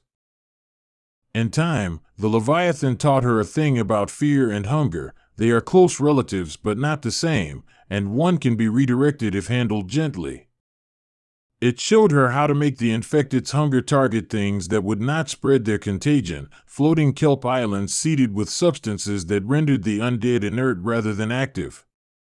It was a messy solution, a biological workaround that bought time more than provided a cure, but it reduced the pressure on the city's gates and allowed fragile lives to persist where they otherwise might not have. The world above would occasionally try to bargain its way into Atlantis' secrets for purely advantage-based reasons. Spies, diplomats, and scientists approached the coral walls with offerings of knowledge, the very thing Atlantis cherished. Some of these offers were genuine, driven by curiosity and a desire to help. Others were opportunistic, intending to steal the Leviathan's methods and weaponize them. The city responded with a policy that was partly hospitality and mostly protective. They would accept aid only if it came with acknowledgement of the sea's sovereignty and only if the aid did not seek to turn the Leviathan into another tool of conquest. Meanwhile, the infected had a simple, defining logic. They wanted flesh, and they desired recognition of what they used to be. This blurring of remembrance and hunger created a grotesque theater where the dead enacted their old virtues in grotesque parodies. The Leviathan and Eri learned to recognize those echoes and to extinguish them, often with a grief that licked at their heels and never left. Killing a thing that bore a memory of love felt like a theft from the world. Denying a monster with a hero's face the chance to harm others felt like mercy. A turning point arrived when a legendary champion, one who had once walked worlds far above the sea, was sighted among the infected in a coastal city. The sighting stirred a panic like a bell, not just among Atlantis but coast to coast, because this champion had once been the savior of a nation and now walked in depravity. The Leviathan saw the moral contagion in this event. The more those above the waves saw their icons corrupted, the more societies would unravel into suspicion and cruelty. The Leviathan decreed that the infected legend must be stopped swiftly and cleanly, and Eri was chosen to lead the effort. The hunt for the legendary champion required more than brute force. It needed a choreography of currents, bait, and a blade that would slice through both flesh and the painful memory wrapped in it. Eri led a flotilla of tidekeepers armed with relics and riddled with doubt, whispering to the currents and to the ghosts. The encounter was close and cinematic, a clash of waves and memories, where bones shuddered like broken instruments and the sea hummed a dirge under everything. In the final moment, the champion's eye flickered with recognition, not of the Leviathan or the city but of a small, ordinary thing, a child's laughter that once warmed its heart. Eri hesitated, knife in hand, feeling human compassion swell and threatened to make her fail. The pause was the fulcrum of the story. She made the choice to act, a violent mercy that ended one life to save hundreds, but the cost settled like a bruise on her conscience and never quite faded. Afterward, the city held a quiet day of remembrance where they lit small lanterns that floated out into the abyss and sang a song that was half lullaby and half apology. The Leviathan accepted the psalm in the way a beast accepts a condition, moving currents to make the lanterns dance and then dissolving them into a swell that felt like absolution. People walked away feeling both soothed and hollow, somehow buoyed by the idea that the sea could be negotiated with yet chastened by the cost. The world continued to mutate around the presence of the infection. Scientists above the waves created labs that worked with creature comforts and ethical boundaries, trying to synthesize a cure or at least a suppressant that could neutralize the reanimation. Some of these scientists came to Atlantis, not to bargain with the Leviathan but to learn its rhythms and rituals. Their arrival introduced a new dynamic. Science, with its promise of eventual cures, met the sea with patient skepticism and a 1,000-year memory that medicines often came with strings. One scientist, a woman with hair like stormwater and with hands that moved like an artist shaping wind, found herself moved by Atlantis customs. She could measure currents and bacteria and enzymes inflicted by the Leviathan, and she learned that the sea's own biochemistry was a kind of cure, slow, expensive, and impossible to patent. Her work suggested that the Leviathan had always been a kind of proto-scientist, aligning ecosystems and currents in ways that were simply adaptive rituals. She grew to respect the Leviathan and to fear the impulse to reduce it to a resource. The Leviathan's demands shifted as the pattern of infection changed. At times it required slighter things, a festival of silence, when the city would close its doors to the world and not make use of its fleet for weeks.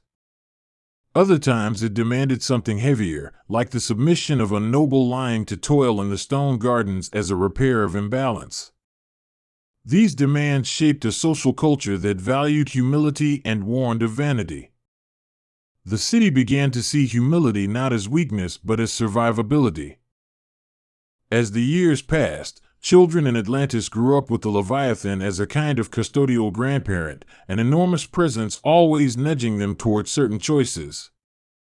They were taught to read the water like scripture and to sing the old songs, but they were also taught how to be pragmatic, how to set a bone or net a trickster fish, how to accept that sometimes a life must be bargained to secure many. This generation differed from their surface cousins in temperament. They became more inclined toward alliances with the non-human, to seeing the city's well-being as concentric circles that included coral and shark as much as trade partners.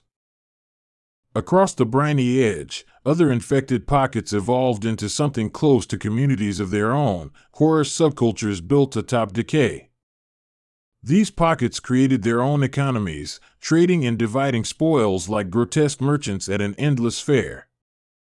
The Leviathan responded by choosing certain pockets to be rinsed and others to be starved, manipulating currents to isolate and dismantle the infrastructures the undead built. This slow attrition was effective but required patience and an appetite for grim choices. There were also those rare moments of tragic beauty when the infected would act with flashes of their former selves without harming anyone. A zombie might tie a broken shoe and then wander off, or stop to sing an old chorus that was familiar to a passerby. These moments felt like cruelty and mercy wrapped together, a reminder that what had been lost still winked from the edges. They made the call to end a life even harder because the humanity that once was could, on occasion, surface like a ghost waving. A darker politics emerged as some surface nations sought to weaponize the infection, treating it as a bioweapon that could be pointed like a cannon. They underestimated the ocean's jurisprudence. The Leviathan, offended by hubris, created a havoc of currents that washed those nations' experiments back onto their own shores, a feedback that taught world powers to be wary. In time, a sort of global etiquette formed: do not weaponize what one does not understand, especially when the sea is involved and when the Leviathan keeps ledgers. Eri continued to live under the long shadow of her bargain, aging in a way that made her both wise and wearied faster than her peers. She became a cautionary tale for those who would seek power without regard for loss, and she became a figure of reverence for those who understood the depth of sacrifice. Children would whisper her name on docks at dawn, and fishermen made superstitious crossings to honor her when storm clouds looked like calamity. She had become both legend and ledger entry. Her relationships changed as if measured by tides. Lovers drifted away like small boats that sometimes failed to return, unable to reconcile their compulsion for ordinary lives with the nature of her service. Friends became practical allies. Yet, in a few fragile moments, she found companionship with others who had also bargained with forces larger than themselves: priests, scientists, even a crustacean herder who had once been a noble, forming a mosaic of people who each carried a ledger mark in their own way. The Leviathan sometimes rewarded acts of bravery with small mercies that felt like gifts but were often more ledger balancing than true grace. It would allow for a season of bountiful fish, or it would shift the currents in a way that spared a refugee fleet from a storm. These acts seemed like benevolence until one counted their cost: a coral garden left barren, a pilgrimage omitted from the city's schedule, names quietly removed from a songbook. There were favors in an economy where nothing was truly gratis. Years into the struggle, rumors started that the surface was close to a cure, a technology that might reverse the reanimation or at least suppress the mimicry. Hope surged and the city hummed with the possibility of unmaking the Leviathan's most costly demands. But hope is a fragile plank in a storm, and with it came fear that a cure could unmoor the Leviathan, freeing the city from its old creditor but also removing the reason for the delicate balance that had kept Atlantis alive. The Queen convened a council that lasted for nights, searching for an answer that honored the sea and the possibility of future liberation. Some argued that a cure should be embraced at once, that pain could not be allowed to calcify into another kind of tyranny. Others cautioned that a cure manufactured without regard for consequences might break the world in unforeseen ways, allowing the surface to unmoor the Leviathan and exploit the sea. The debate was messy and human. It was full of plea and desperation and a desire to be free of debt. The Leviathan listened in its cold, non-judgmental way and made one of its most devastatingly simple proclamations: if you free the surface, you must return what was taken. And that return will be measured not in lives, but in the reweaving of the world's order. The scientist who had worked with the Leviathan became an intermediary, a bridge between hard knowledge and ancient will. She devised a potential cure that involved introducing adaptive microbes cultivated from the Leviathan's own biochemistry, a sort of living filter that could teach infective cells to die rather than to mimic. But its deployment would be costly. Entire coral expanses might have to be sacrificed to seed the microbes, and several communities would be displaced in the process. It was a test of whether civilization could grow without devouring all its necessary supports. The Queen weighed the options and, ultimately, chose the hard path she could live with. She authorized a controlled, sacrificial seeding that would risk immediate losses in hopes of long-term restoration. The Leviathan, for its part, agreed to the plan but demanded accounting in exact terms, requiring that each sacrifice be recorded and honored in perpetuity. This insistence on ceremony meant that old songs would survive as witness, memory would be preserved even as bodies were given over. The seeding operation became both a military and a liturgical act. Tidekeepers navigated with bells and compasses as microbiologists inoculated coral gardens with the Leviathan's memory. The process was like watching a funeral conducted as a science experiment, solemn and precise and unbearably beautiful. Currents shifted in sympathy, swells rising like hands clapping in time to ancient hymns, and the Leviathan bore witness as reefs were transformed into living filters. It took many seasons for the microbes to settle and for their effects to become clear. At first there were false hopes, infected that seemed to quiet but then lurched back to hunger, and then there were successes that felt mythic in their simplicity. Certain regions became safe enough for cautious fishing again, and the presence of mimicry declined like fog burning under a morning sun.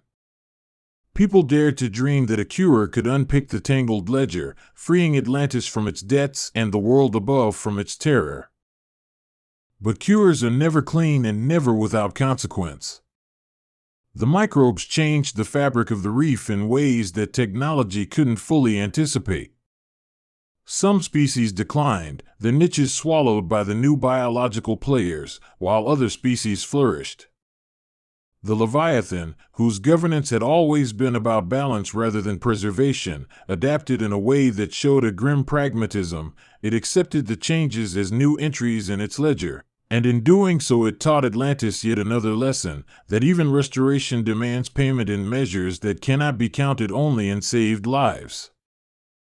As the mimicry lessened, a new political landscape emerged both in the city and above the waves. Atlantis renegotiated its pacts and eased some of the Leviathan's harsher demands, replacing them with mutual protections and a new covenant that recognized the value of living knowledge. Surface nations, chastened by their own attempts at weaponizing the infection, entered into treaties that recognized the ocean's rights to govern its own future. The world, for all its mess and folly, edged toward an uneasy harmony. But no peace is eternal, and the memory of what had been lost hung like a seam through everything. The Leviathan's mark still stained Ares' skin and the city's conscience. The city still had names missing from songbooks and elders who could not bear the sight of coral after the seeding. The bargain had changed from a desperate extractive to a negotiated partnership, yes, but the price paid by those who lived under the sea's shadow could not be fully repaid. People learned to carry their losses like naval charts, worn, annotated, and always consulted when navigating storms. Now there were stories told to warn and to teach, tales of a giant creature that knew the cost of things, of a captain who bargained with it and found both power and poverty of heart, of the moments when a hero's eyes flickered with recognition before hunger snuffed them out. These stories were not mere entertainment, they were civic instructions. They taught what could not be taught by law alone, how to behave in a world where pacts meant survival and where sacrifices were sometimes unavoidable. Eri aged, and as she did she softened into the role of elder stateswoman who had done what she had to do. Children still whispered her name, but now they spoke it with curiosity more than fear. She walked the coral terraces and watched the next generation learn to bargain and to refuse, sometimes both at once, and she felt a quiet satisfaction that lived alongside a permanent bruise of sorrow that would never dissolve. The Leviathan itself remained a force beyond easy anthropomorphism. It was not benevolent in the human sense nor malevolent. It was a creature that kept balance through measures that were sometimes brutal and sometimes delicate. It taught the city to be a steward rather than a master of the sea. In doing so, it ensured that the ocean would not be a mere resource subject to human convenience but a living partner in a cosmos in which human life was precious but not solitary. When the final great battle against a resurgent group of Marvel zombies occurred, it was less an explosive cinematic clash and more a series of careful, deliberate moves. Eri and her cohort used the microbial seeding, the clouds of scent that confused the undead sense of smell, and the precise conduits of current to corral and disassemble the enemy. The Leviathan rolled with the kind of grace that belied its size, and the city moved like a single organism, each part knowing how to act in concert. When it was over, the cost was counted meticulously, not to glorify but to remember. Whole families had vanished from the ledgers, some names returned to songbooks and others remained absent, proofs of the price paid. The levy of the Leviathan, the cost extracted and then acknowledged, was written into the city's law, its calendar, and its rituals, ensuring that future generations would know what had been given and what had been gained. Eri walked one last time to the edge of the city where the water met the glassy sky and spoke to the Leviathan in a language that was part prayer and part negotiation. She asked the creature, if such an entity could be asked like a peer, to accept that the city had done its part and to permit them the mercy of being ordinary again, of being able to travel, to trade, to fall in love without ledger stakes. The Leviathan answered in a way that was neither affirmative nor cruel but final. It rolled a wave that kissed the coral and then receded, leaving the city flooded with a kind of quiet that felt like permission. Years later, when listeners came to Atlantis to study or to learn or to fish, the pacts remained part of daily life but no longer dominated every act. Children played at legends that once were painful, creating new myths from old fragments. The Marvel zombies became a cautionary chapter in a long library of catastrophes avoided and partially redeemed. The world kept turning and learning, partly thanks to the Leviathan and partly because humans could be stubbornly generous to themselves when given the space to be so. The Leviathan remained, an immovable accounting presence of sea and consequence, but the city had learned to be in partnership, to treat the sea as a living ledger rather than a creditor to be avoided. Eri's sacrifices, and those of countless others, shaped a civilization that understood that sometimes survival hinged on accepting debt as an instrument of balance rather than a shackle to be broken. In the end, both the city and the creature that bound it emerged not sanctified but practical, not victorious in some grand heroic sense but changed, tempered by choices that were never simple and never painless. When waves hit the old coral steps now, they sounded like a chorus of histories merging, the noise of commerce, of children, of tide, and of bargain. The Leviathan sang too, sometimes audible only in the bones, sometimes like a hush across the harbor, reminding all who lived and traded there that the sea was alive, listening, and exacting as it always had been. And beneath that song, the story of pacts and sacrifices remained an instruction for any who would make bargains in the teeth of hunger. Know what you trade, understand the ledger, and be willing to remember what you lose. The first wave arrived like a rumor turned into weather, a hush at the edge of senses that broke into a roar and became a wall of water. For those in the city of Atlantis, it was not only water that swept through marble avenues and coral spires, but memory given form, carrying with it the bodies of icons who had been heroes and who were, in that instant, unmade. The aftermath left the streets silted and strange, the sculptures half-buried and the mosaics scored with teeth marks where things once worshipped had been chewed and abandoned. In the months after the tidal wave, life learned to move again along new routes and around new dangers, as if the city itself had to relearn where danger lived. People swam through alleys that had been roofs and climbed over statues that still bore the crimson stains of battles. There was a practicalness to mourning here. Grief quickly found a place to sit beside repair and the making of lists of what must never be touched again. There were those who would not touch the relics of the fallen, not because of superstition but because the marks left behind were radioactive with memory and contagion, a whisper of dread that clung to objects like oil. Atlantean craftsmen sealed shrines and built vaults that smelled of vinegar and salt, screens of woven kelp and bronze that filtered the flow of currents and, perhaps, of spirits. They created rooms where light was a measured thing and history could be observed at a distance, like a specimen beneath glass. What the wave had left was not only a physical wreckage but a moral ruin, a catalogue of choices made in panic. Many of the city's old protectors had been transformed into predators, staggering shadows of former valor, and the laws that had governed them seemed suddenly brittle against the question of responsibility. Courts reopened with new charges: abandonment, negligence, the unlawful use of power, and the language of accountability had to expand to include acts that had never been imagined on paper. Atlantis, always a place of layered sovereignties and old courts that remembered kings who wrote their edicts on shells, found itself inventing tribunals that could judge the aftermath of a metamorphosis. The charge was not simply against individuals but against the idea that some beings could be above consequence because they had once been gods to the city below and to the cities above. The proceedings were solemn and strange. They combined ritual with technocratic record-keeping so that the dead and the changed might be understood but not venerated into further danger. The first thing people did, after they stopped burying and began rebuilding, was to reassert a sense of place. Markets reformed along shifted currents where once palatial thoroughfares sank beneath new tides. Merchants learned the patterns of the new sea, hawking kelp-woven garments and ambered glass that protected against prying stares, and the murmur of trade began again like the timid return of fish to a reef.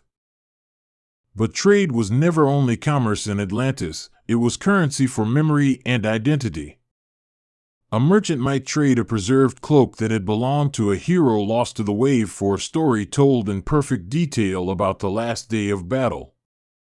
Those stories themselves became valuable cargo, because memory had become a resource.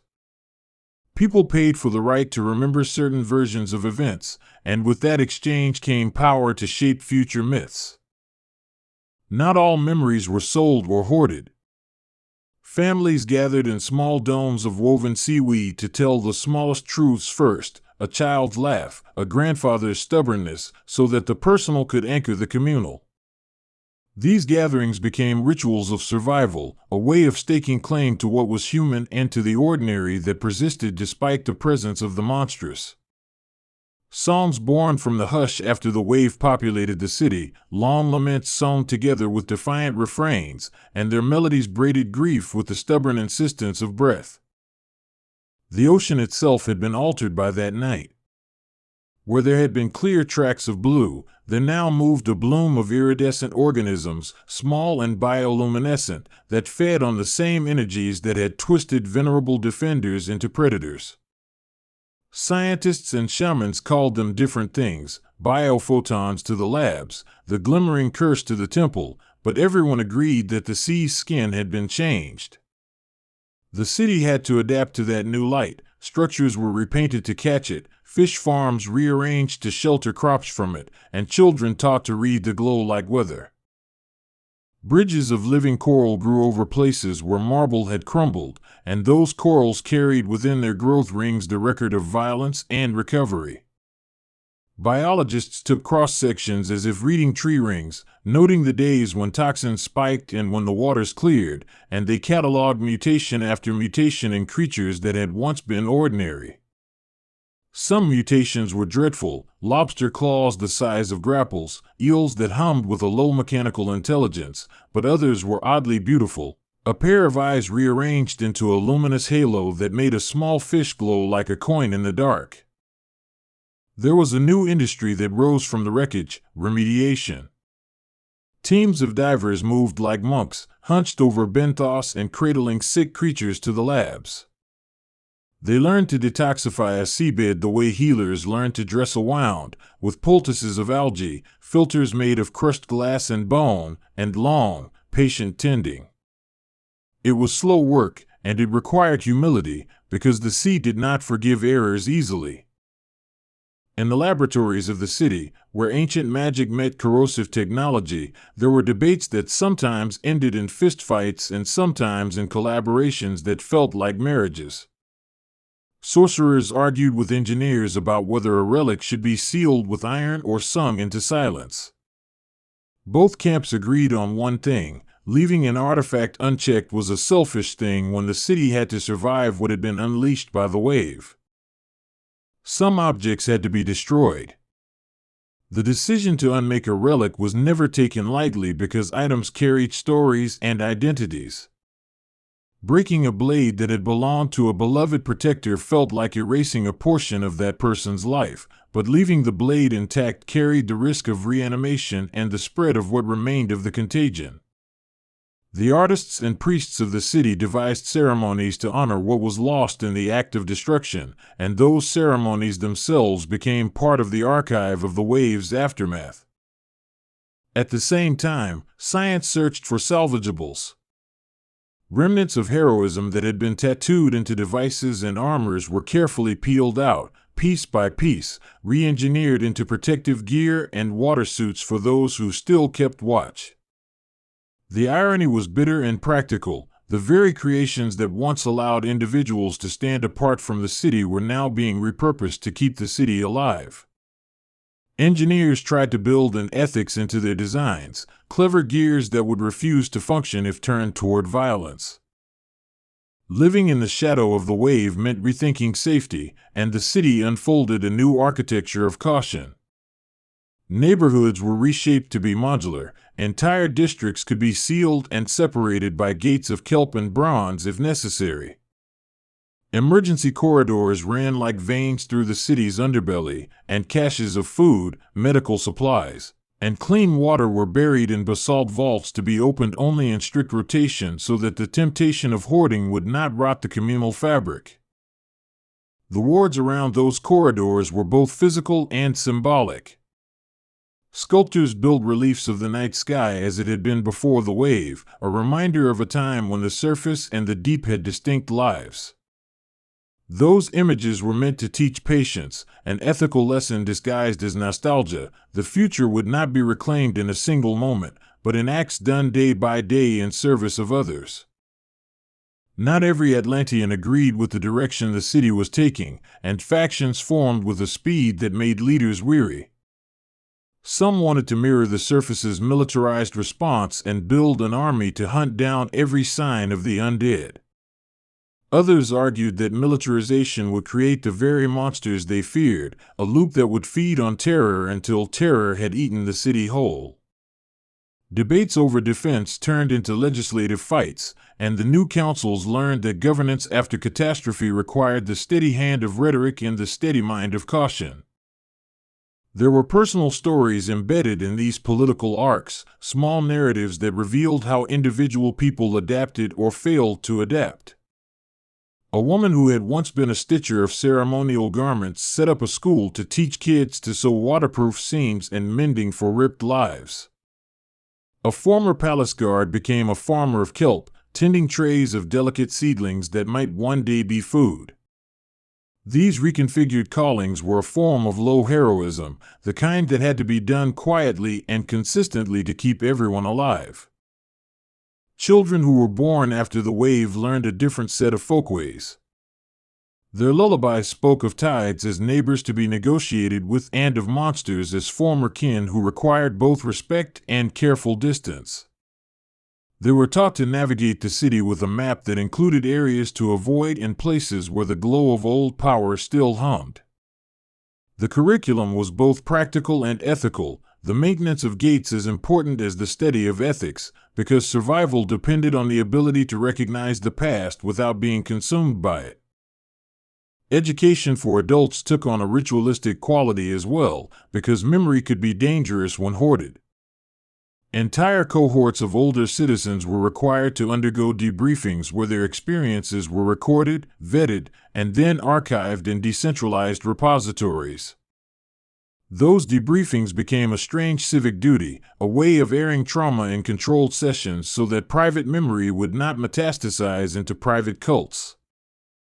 The issue of cults was not theoretical. Small communities formed around the cultish veneration of those who had become monsters, treating them as tragic saints whose transformation proved a secret truth about power. These cults gathered in submerged crypts, lighting candles made of whale fat and chanting names that echoed through masonry already thinned from the sea. The city responded with a mixture of tolerance and crackdown, for total suppression would have pushed more of the disillusioned into dangerous secrecy. Cultural production changed dramatically. Artists learned to make grief wearable so it could be both displayed and contained. Painters built images that were intentionally half-finished, a visual technique that reminded viewers that closure was a myth, that wounds were ongoing and needed tending. Playwrights turned courtroom transcripts into dramas and staged them for neighborhoods, turning legal debate into moral theater that invited conversation rather than judgment. There were also pragmatic adaptations in industry. The shipwrights began to construct vessels whose hulls could flex with sudden pressure changes, and window glass that folded in response to shock. Fishermen learned to set nets that could trap the mutated creatures without tearing, designs that promised a harvest without inviting predators back into the city. The ingenuity of the populace resembled a kind of quiet renaissance, fueled by necessity and bounded by sorrow. One of the most contentious issues was how to treat the infected who retained some consciousness, those who were neither fully mindless nor wholly human. The city had to decide whether to contain, cure, or finally lay to rest those beings that were both a person and an endless appetite. So began the work of the Healers Division, a hybrid collective of physicians, shamanic practitioners, and geneticists who argued that to treat those in the liminal state was to exercise the last humane aspects of their civilization. The healers were criticized for being sentimental and praised for being brave, and their clinics were places of both hope and horror. They kept rooms where the liminal could be soothed with music and scent, where soft currents lulled involuntary movement, and where designs of sea glass and living moss tried to recreate a calm that their patients couldn't remember. Some patients improved, regaining flashes of their former selves in small gestures, others only sank further into hunger, and the staff had to make quiet, devastating choices. Philosophers weighed in with arguments that had nothing to do with law and everything to do with being. They reinvented old debates about personhood, arguing from metaphysics that a being animated by hunger but capable of recognition held a dignity that demanded attention. Others countered with bitter pragmatism, feeding spaces for the liminal meant feeding risk to everyone else. These arguments were published in journals and recited in teahouses, their language shaping acceptance and policy alike. The city's legal code evolved in ways that reflected this new complexity. Provisions were written that delineated rights for those who retained consciousness, but also protocols for dealing with irreversible transformations. The new statutes recognized the need for mercy and the need for protection, and they mandated oversight panels for any decision that might end a life for the city's common good. The framework was messy but essential, an attempt to contain the moral chaos without freezing it into dogma. The surface world watched and sometimes intervened, sending ships of relief and also of spies. Diplomacy took on a double life. With the surface nations came aid consortia offering seeds and oxygen filters, while clandestine agents sought artifacts from the submerged strongholds that might enhance their own militaries. Atlantis had to negotiate not only resource exchange but the ethics of exposure. How much of their tragedy should be commodified to win sympathy and survival assistance? Many Atlanteans were wary of surface kindness because it often came with strings. A generous donation of desalination units might be accompanied by a demand for exclusive mining rights in a newly exposed trench. The city learned to accept assistance on terms that preserved autonomy, and where that was impossible, they created sunset clauses and oversight from mixed councils. These agreements were not always fair, but they were honest attempts to barter for survival without selling the soul of the city. There emerged an entire economy around remediation and relic management that involved outsiders whose ethics were not Atlantean but who understood value in salvage. There were brokers who traded in fragments of armor or in mystic sigils, people who did not ask about provenance as long as the price was right. The city tried to regulate that trade through licensing and coercive transparency, but the black market thrived in the cracks where grief and greed met. To counteract exploitation, the city invested in apprenticeships, training a new generation in the delicate skills of restoration and ethical salvage. Apprentices learned to listen to objects as if they told their own stories, sensing residual energies and deciding when to sequester and when to repair. This education had a spiritual dimension as well. Repair became an act of reconciliation with the past, a way to honor what had been lost by tending it carefully rather than tossing it into a pot for profit. Architecture shifted subtly away from grandeur toward flexibility. Towers once built to express power were deconstructed into smaller units that could be rented or repurposed quickly in case of emergency. Public spaces were dotted with memorials that doubled as safe houses. A plaza might have underground stores that folded into a defensive labyrinth. The necessity of living with risk made the city generous in its design, creating shelters that could accommodate both mourning and immediate safety. Religion, always a complicated tapestry in Atlantis, took on new colors. Some temples reinterpreted doctrine to accommodate the catastrophe, seeing the wave as an act of purification or a test of communal resilience. Others insisted the calamity had no spiritual meaning and focused on pragmatic outreach, soup kitchens and domes, healing circles, and language classes for refugees.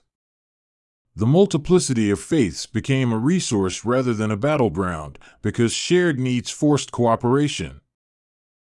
Old myths were transformed into teaching tools and into cautions, and new myths grew quickly around the figure of the wave itself, a living metaphor recited at the city's edges. The wave became a character in stories told to children, sometimes an ally that carried away the sting of injustice, sometimes a capricious being that punished hubris. Storytellers took care to give the wave motives that did not absolve personal responsibility, to remind listeners that nature could be both teacher and tyrant. Music was one of the most urgent arts to respond, finding ways to mark adaptation without romanticizing loss.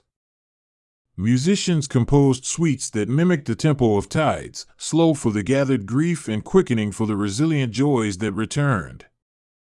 Instruments were redesigned to be played underwater, and orchestras performed in amphitheaters where the audience floated, their faces lit by the bioluminescent bloom that had become the city's nightly sky.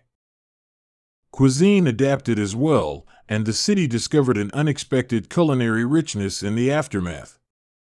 New crops tolerant of changed salinity were cultivated, and a movement toward fermentation and preservation blossomed so that food could last through the uncertain seasons. Chefs became cultural ambassadors, taking preserved tastes to surface markets and using food as a way to tell stories about survival, about what had been reclaimed from the sea. Children's games also reflected the new reality, with mock currents and pretend rescues that taught situational awareness and compassion. The games were not merely played but training, an embodied curriculum that disciplined reflexes for danger and empathy for victims. Playgrounds were built with soft corals and foam that mimicked the unpredictable environment, creating spaces where the city's youngest citizens could grow strong without terrifying them. The city did not forget to grieve properly, and public mourning rituals continued in cycles like tides themselves. Each year a day was set aside for the naming of the lost, and families took turns reciting short accounts of those they had lost, a practice meant to keep memory alive without letting it calcify into idolization. That naming day was both solemn and communal, turning private pain into a shared labor of remembrance. Alongside ritual came the science of prevention, and the city poured resources into early warning systems that scanned the currents for anomaly. Sensors, many patterned after discarded hero technology, were strung across the approaches to Atlantis, humming like a nervous system.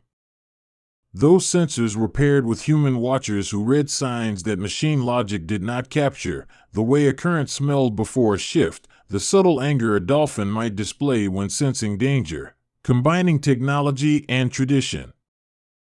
Surveillance raised ethics questions. The city debated how much observation was necessary and how much was a violation of privacy. Some argued for cameras and wards that watched everything, for the illusion of safety, while others insisted on limits to prevent the creation of a panopticon that would sink the city under its own vigilance. The result was compromise, targeted monitoring that required oversight, and a public registry of surveillance that kept the watchers accountable. In the long halls of the archive, librarians worked on a different kind of preservation, meticulously cataloging accounts of heroes who had turned while also preserving the achievements of those same lives. They separated acts of bravery from the acts of hunger, refusing to allow complexity to be flattened into slogans. Scholars came from the surface to study those archives, and the exchange of knowledge became a slow but steady stream of cultural diplomacy. Some of that scholarship took a darker turn. There were those who wanted to harness the transformation itself, to study the contagion and weaponize it for conflicts above and below water. The city permitted research into the phenomenon under tight controls because knowledge, when wielded by the desperate, became a dangerous commodity. Committees were formed to vet projects, and unauthorized experiments were punished severely, not only to maintain safety but to preserve the fragile moral order that had emerged from catastrophe. Outside of official circles, rumor and fantasy thrived, filling the gaps where official narratives could not. Stories of secret breeding programs and of hybrid offspring that could withstand both surface fire and deep pressure wandered through taverns and across digital forums. The city fought misinformation with openness and with the slow grind of transparency, hosting public forums and listening to the fears that gave rise to sensational tales. There were oddities, small miracles that made people laugh against their better judgment. A small street where the coral walls grew roses of violet, luminous blooms that pulsed to the rhythm of the tides. Old lovers returned to the city and found their apartments intact but occupied by new marriages, and they learned to share memory with strangers. Those everyday surprises were evidence that life had not been canceled, it had changed its script and learned new lines. Even as day-to-day life resumed its rhythm, the question of legacy haunted the city like a persistent undertow. What would be left of Atlantis if this age of recovery gave way to complacency, or if, worse, the wave's calamity became a tourist spectacle? The city instituted strict cultural protections for certain sites and experiences, preventing them from being turned into spectacle and insisting on the sanctity of specific spaces as places of remembrance. Tourism developed with careful regulation, for it was both a way to tell the city's story and a potential threat to its soul. Visitors were required to undergo briefings and to agree to certain behaviors. They could learn the city's history but not desecrate it. Guides became storytellers who balanced empathy with boundary, teaching outsiders to feel without consuming. The architecture of memory extended into the city's cemeteries, which had become islands of quiet where the sea's sound softened and braided into song. Graves were not simply pits in the sand, but constructed spaces where the departed could be honored with mosaics, with coral wreaths grown over weeks in workshops that became a form of therapy. Families tended these gardens like living letters, and the city allowed the tradition of adding a small token to the seam of someone's life to continue, a practice that softened grief into a continuing story. One of the most radical shifts was in the way Atlanteans conceived of heroism. The shock of watching their saviors become monstrous reframed heroism as a communal trait rather than an individual one. People began to celebrate acts of caregiving, persistence in rebuilding, and the mundane acts of courage that kept neighbors alive during small, sustained crises. Those acts were the backbone of the new city, and they were honored publicly because the memory of the Great Fall had shown that no single person could be the city's salvation. Artists who once sculpted singular figures now carved mosaics of many hands working together, compositions that refused to elevate one face over another. The sculptures celebrated cooperation, and young people grew up wanting to be part of a group effort rather than to seek solitary glory. It was a cultural correction that insulated the city from the same charismatic disasters that had precipitated the original calamity. Science and art built a mutual language as well. Engineers collaborated with sculptors to design floodways that were beautiful as they were functional.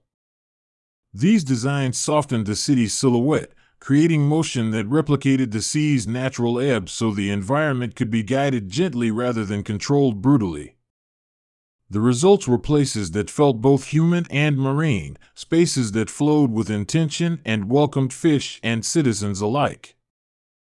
Civic memory became a public good with new institutions charged with stewardship. The Memory Council kept the archives, mediated disputes about commemoration, and managed the city's rituals. Its members were chosen for empathy as much as for expertise, because the work required listening to both facts and feelings and weaving them into policies that acknowledged the complexity of the past. There were moments when the city allowed itself to imagine futures without fear, and when those moments came they were incandescent. Young inventors sketched submarines lit with harmless bioluminescence, and architects designed floating promenades where festivals could be held safely. For a few days each year, the city celebrated the resilience of being alive beneath the waves, a holiday stitched together from laughter and careful planning. But the memory of the wave never fully left. It remained as a low tension in the city's sinews, a knowledge that catastrophe could return. That knowledge kept institutions from drifting into complacency and fostered a culture of preparedness that was not paranoia but rather a respectful attention to vulnerability. Citizens slept with plans folded under their pillows and kept simple tools at hand as small continuations of the city's hard-won habits. The wave also changed the social fabric in ways harder to catalog because they were woven into emotional life. Marriages that formed after the catastrophe had a different texture. Partners negotiated risk together and planned for contingencies with a practical tenderness. There was a gravity to conversations that had once been frivolous, and everyday talk carried the weight of shared history, which brought people closer and also introduced a strain that only the kindest patience could ease. Healing never followed a single arc. For some, recovery was a public process, visible and collectively affirmed. For others, healing was private, an internal work done in small increments that no policy could mandate. The city honored both kinds of recovery, creating spaces where people could choose to act their resilience publicly or to nurse it in quiet, trusting that both ways contributed to the communal genome of endurance. The ecological consequences of the disaster were more profound than anyone had predicted, rewiring the relationships among species and habitats. Predatory behaviors shifted as diets adjusted to new food sources, and some species declined while others found niches to exploit. The reconfiguration of ecosystems forced fishers to learn new rhythms, and for a long time the sea felt as if it were in rehearsal, with species testing their roles and some not finding a place to stay. Climate patterns responded to the changes in unexpected ways, too, because the rearrangement of ocean currents disturbed atmospheric systems that the surface had taken for granted. This meant that weather became less reliable and that trade winds were unpredictable at times, affecting voyages and the timing of migratory creatures. Atlantean meteorologists became both watchers and persuaders, using small interventions to nudge currents into helpful paths and learning that humility was as important as competence. The city's engineers worked to reroute flows and to build barriers that could be opened in emergency without becoming prisons.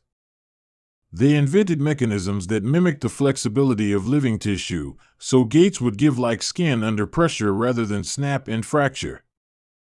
Through such inventions, they hoped to find a balance between protection and permeability, a way for life to move freely without inviting catastrophe in. There were new rituals around food and sharing that reinforced the ethic of cooperation. Communal kitchens proliferated, places where cooks traded recipes and techniques so that no household would be left to starve in case of a sudden hazard.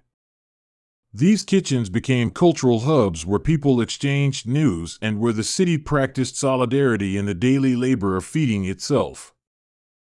Regional relationships changed as well. Neighboring underwater communities watched Atlantis and learned lessons both practical and cautionary.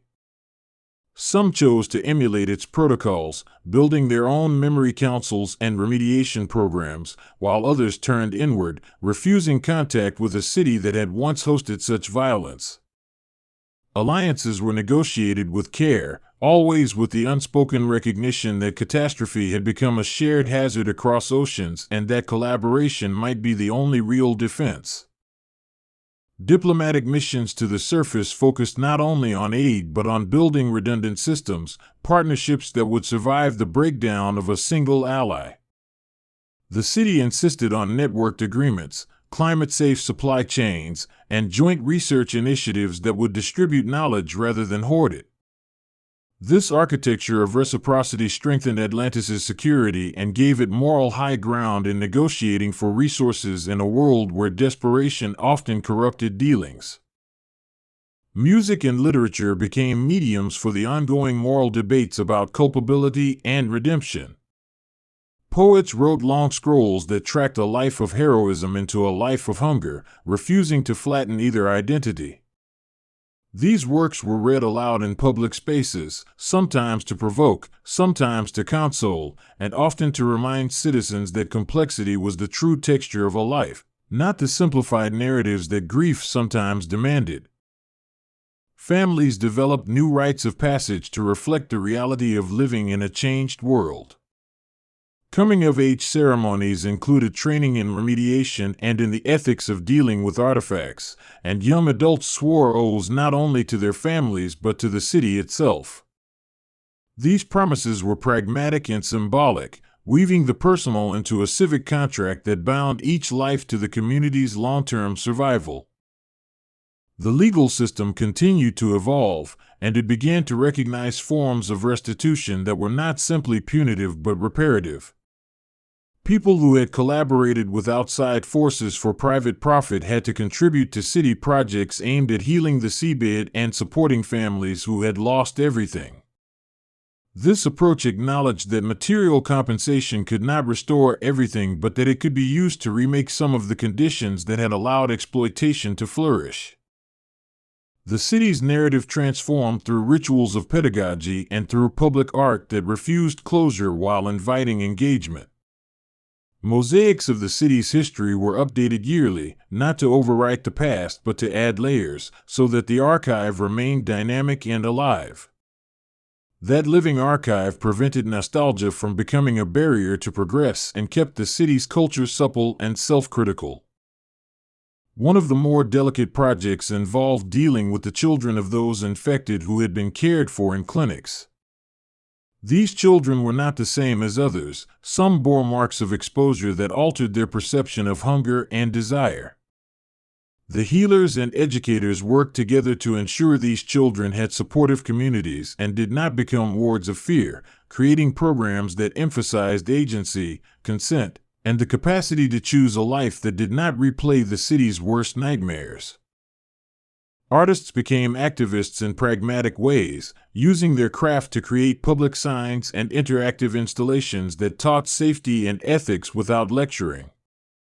A mural might illustrate how to secure a relic or how to recognize the signs of infection, while a play might teach young people how to perform first aid in 3 minutes flat.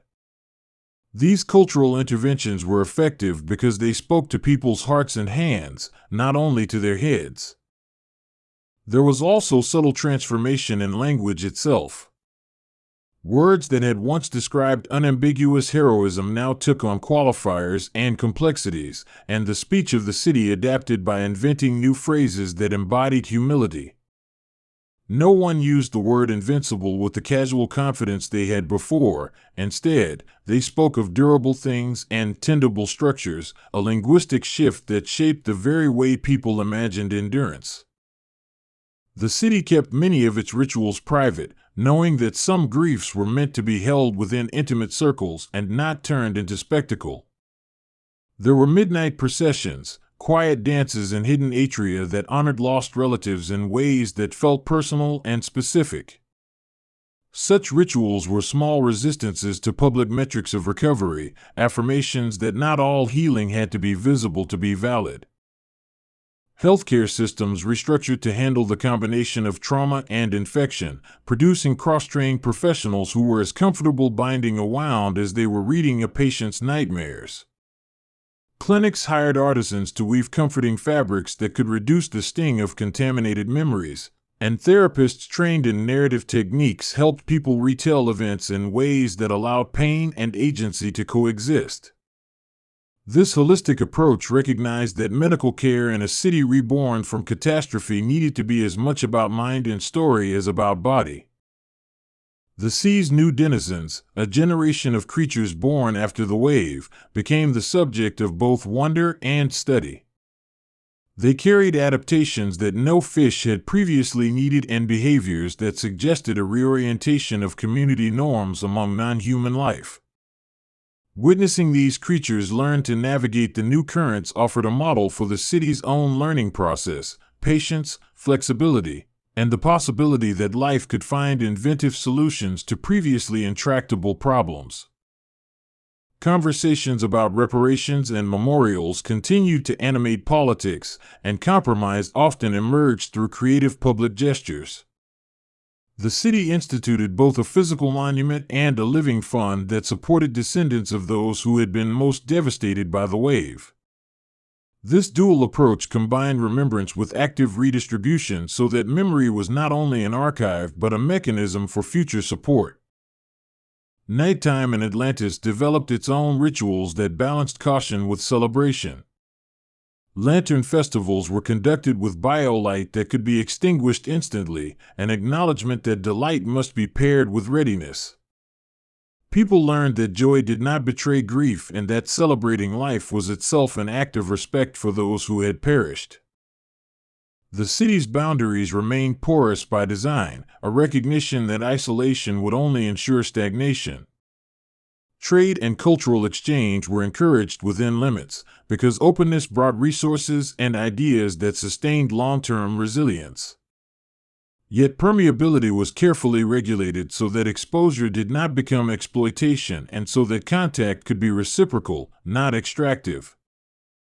Science fiction authors in the city wrote novels that became clarifying mirrors, imagined futures exploring how catastrophe might bend social contracts and what responsibilities survivors owed one another.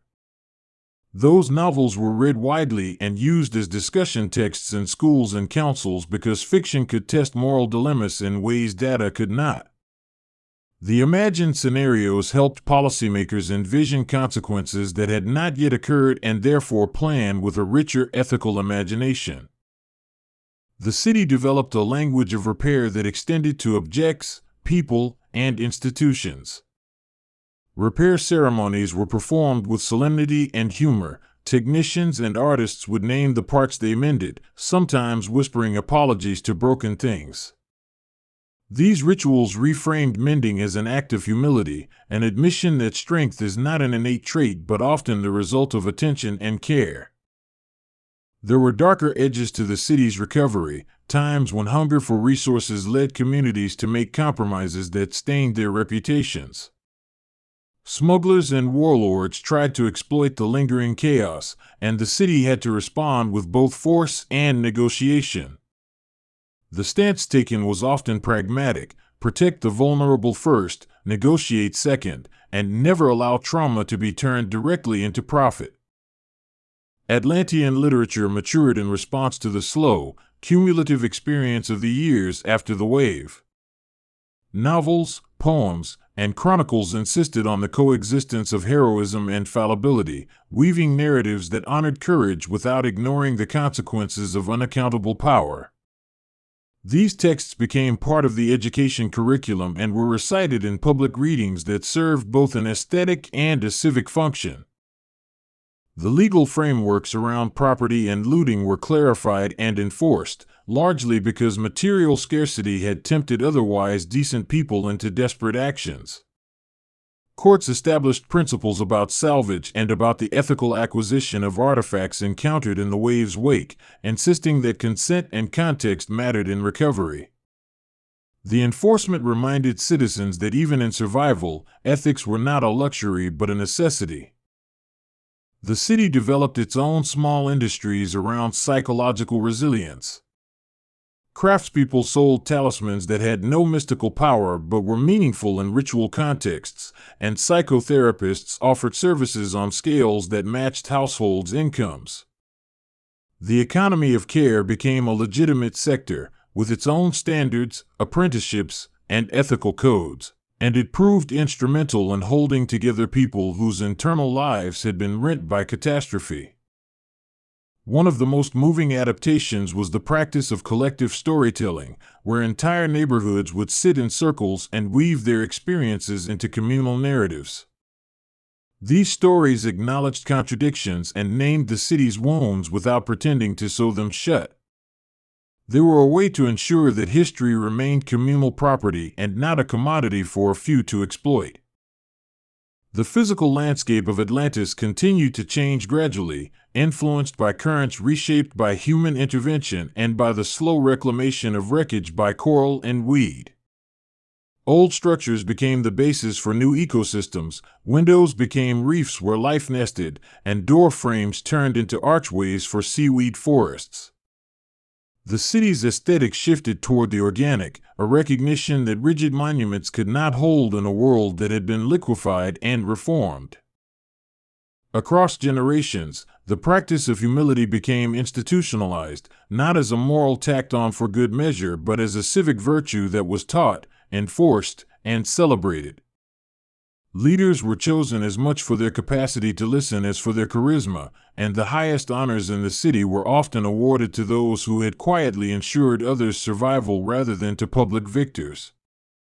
This cultural inversion was perhaps the most enduring legacy of the wave, a city that had been humbled by the weight of its losses and had learned to prize steadiness over spectacle. In small ways, people noticed that their language for the sea softened. They began to speak of the currents as neighbors and of storms as dialogues rather than enemies. That change in rhetoric was not merely poetic but also practical, because it invited practices of engagement rather than domination. It fostered an ethic of care that extended beyond human relationships to include the broader ecology upon which the city depended. The city established exchange programs with surface universities and with maritime communities around the world, sharing knowledge about remediation and receiving new technologies in return. These programs were woven with safeguards so that knowledge sharing did not become exploitation. The exchanges enriched both sides and created durable ties that reflected mutual dependence in a fragile world. Throughout these changes, the memory of the wave was taught not as a mythic singular moment, but as a series of decisions made under pressure, some noble and some cruel. Teaching it as a case study in ethics allowed young people to practice decision-making in simulations and to learn the costs of choices carried out in panic. This approach to education cultivated citizens who viewed preparedness and compassion as twin requirements for leadership. The city also protected its marginalized communities more deliberately, for catastrophe had exposed the ways inequality could compound suffering. Programs were launched to ensure equitable access to resources and to give voice to those who might otherwise be silenced by trauma. This redistribution was not charity but a structural reform intended to make the city less brittle by spreading resilience widely. There were still nights of fear, of course, when phantom sounds in the deep made infants cry and when trips into exposed trenches yielded sudden reminders of the wave's hunger. But those nights were fewer and were met with protocolos and neighborly rites. People had developed a repertoire of responses that turned terror into action, drills, check-ins, and simple tasks that diffused panic by focusing attention. Artisans and apprentices experimented with new materials that mimicked organic forms and with pigments derived from bioluminescent algae to create public signage that was both informative and beautiful. This new visual language allowed the city to communicate urgent warnings in ways that felt less jarring and more integrated into everyday aesthetics. Safety became a design ethic rather than a set of prohibitions, which made compliance more likely and the city's fabric more coherent. In the space of a few generations, the city had become neither what it had been nor what it might have become without catastrophe. It was sui generis, a culture that bore the imprint of trauma but refused to let trauma be its only story. That refusal became a strength, not by erasing pain but by refusing to allow pain to be the only currency by which they valued life. And so Atlantis learned to hold memory like a living thing, tended, fed, and sometimes pruned when it threatened to overgrow. The city recognized that remembrance could be both companion and chain, and it chose to bind memory to action, creating rituals that channeled grief into rebuilding. In doing so, the city wove a legacy that was both cautionary and hopeful, a lesson about the dangers of unaccountable power and about the endurance of community when it chooses to love one another into life again. Step into Atlantis living memory with us. Subscribe and tell us in the comments whether you're more drawn to its cautionary warnings or to its hope of rebuilding together.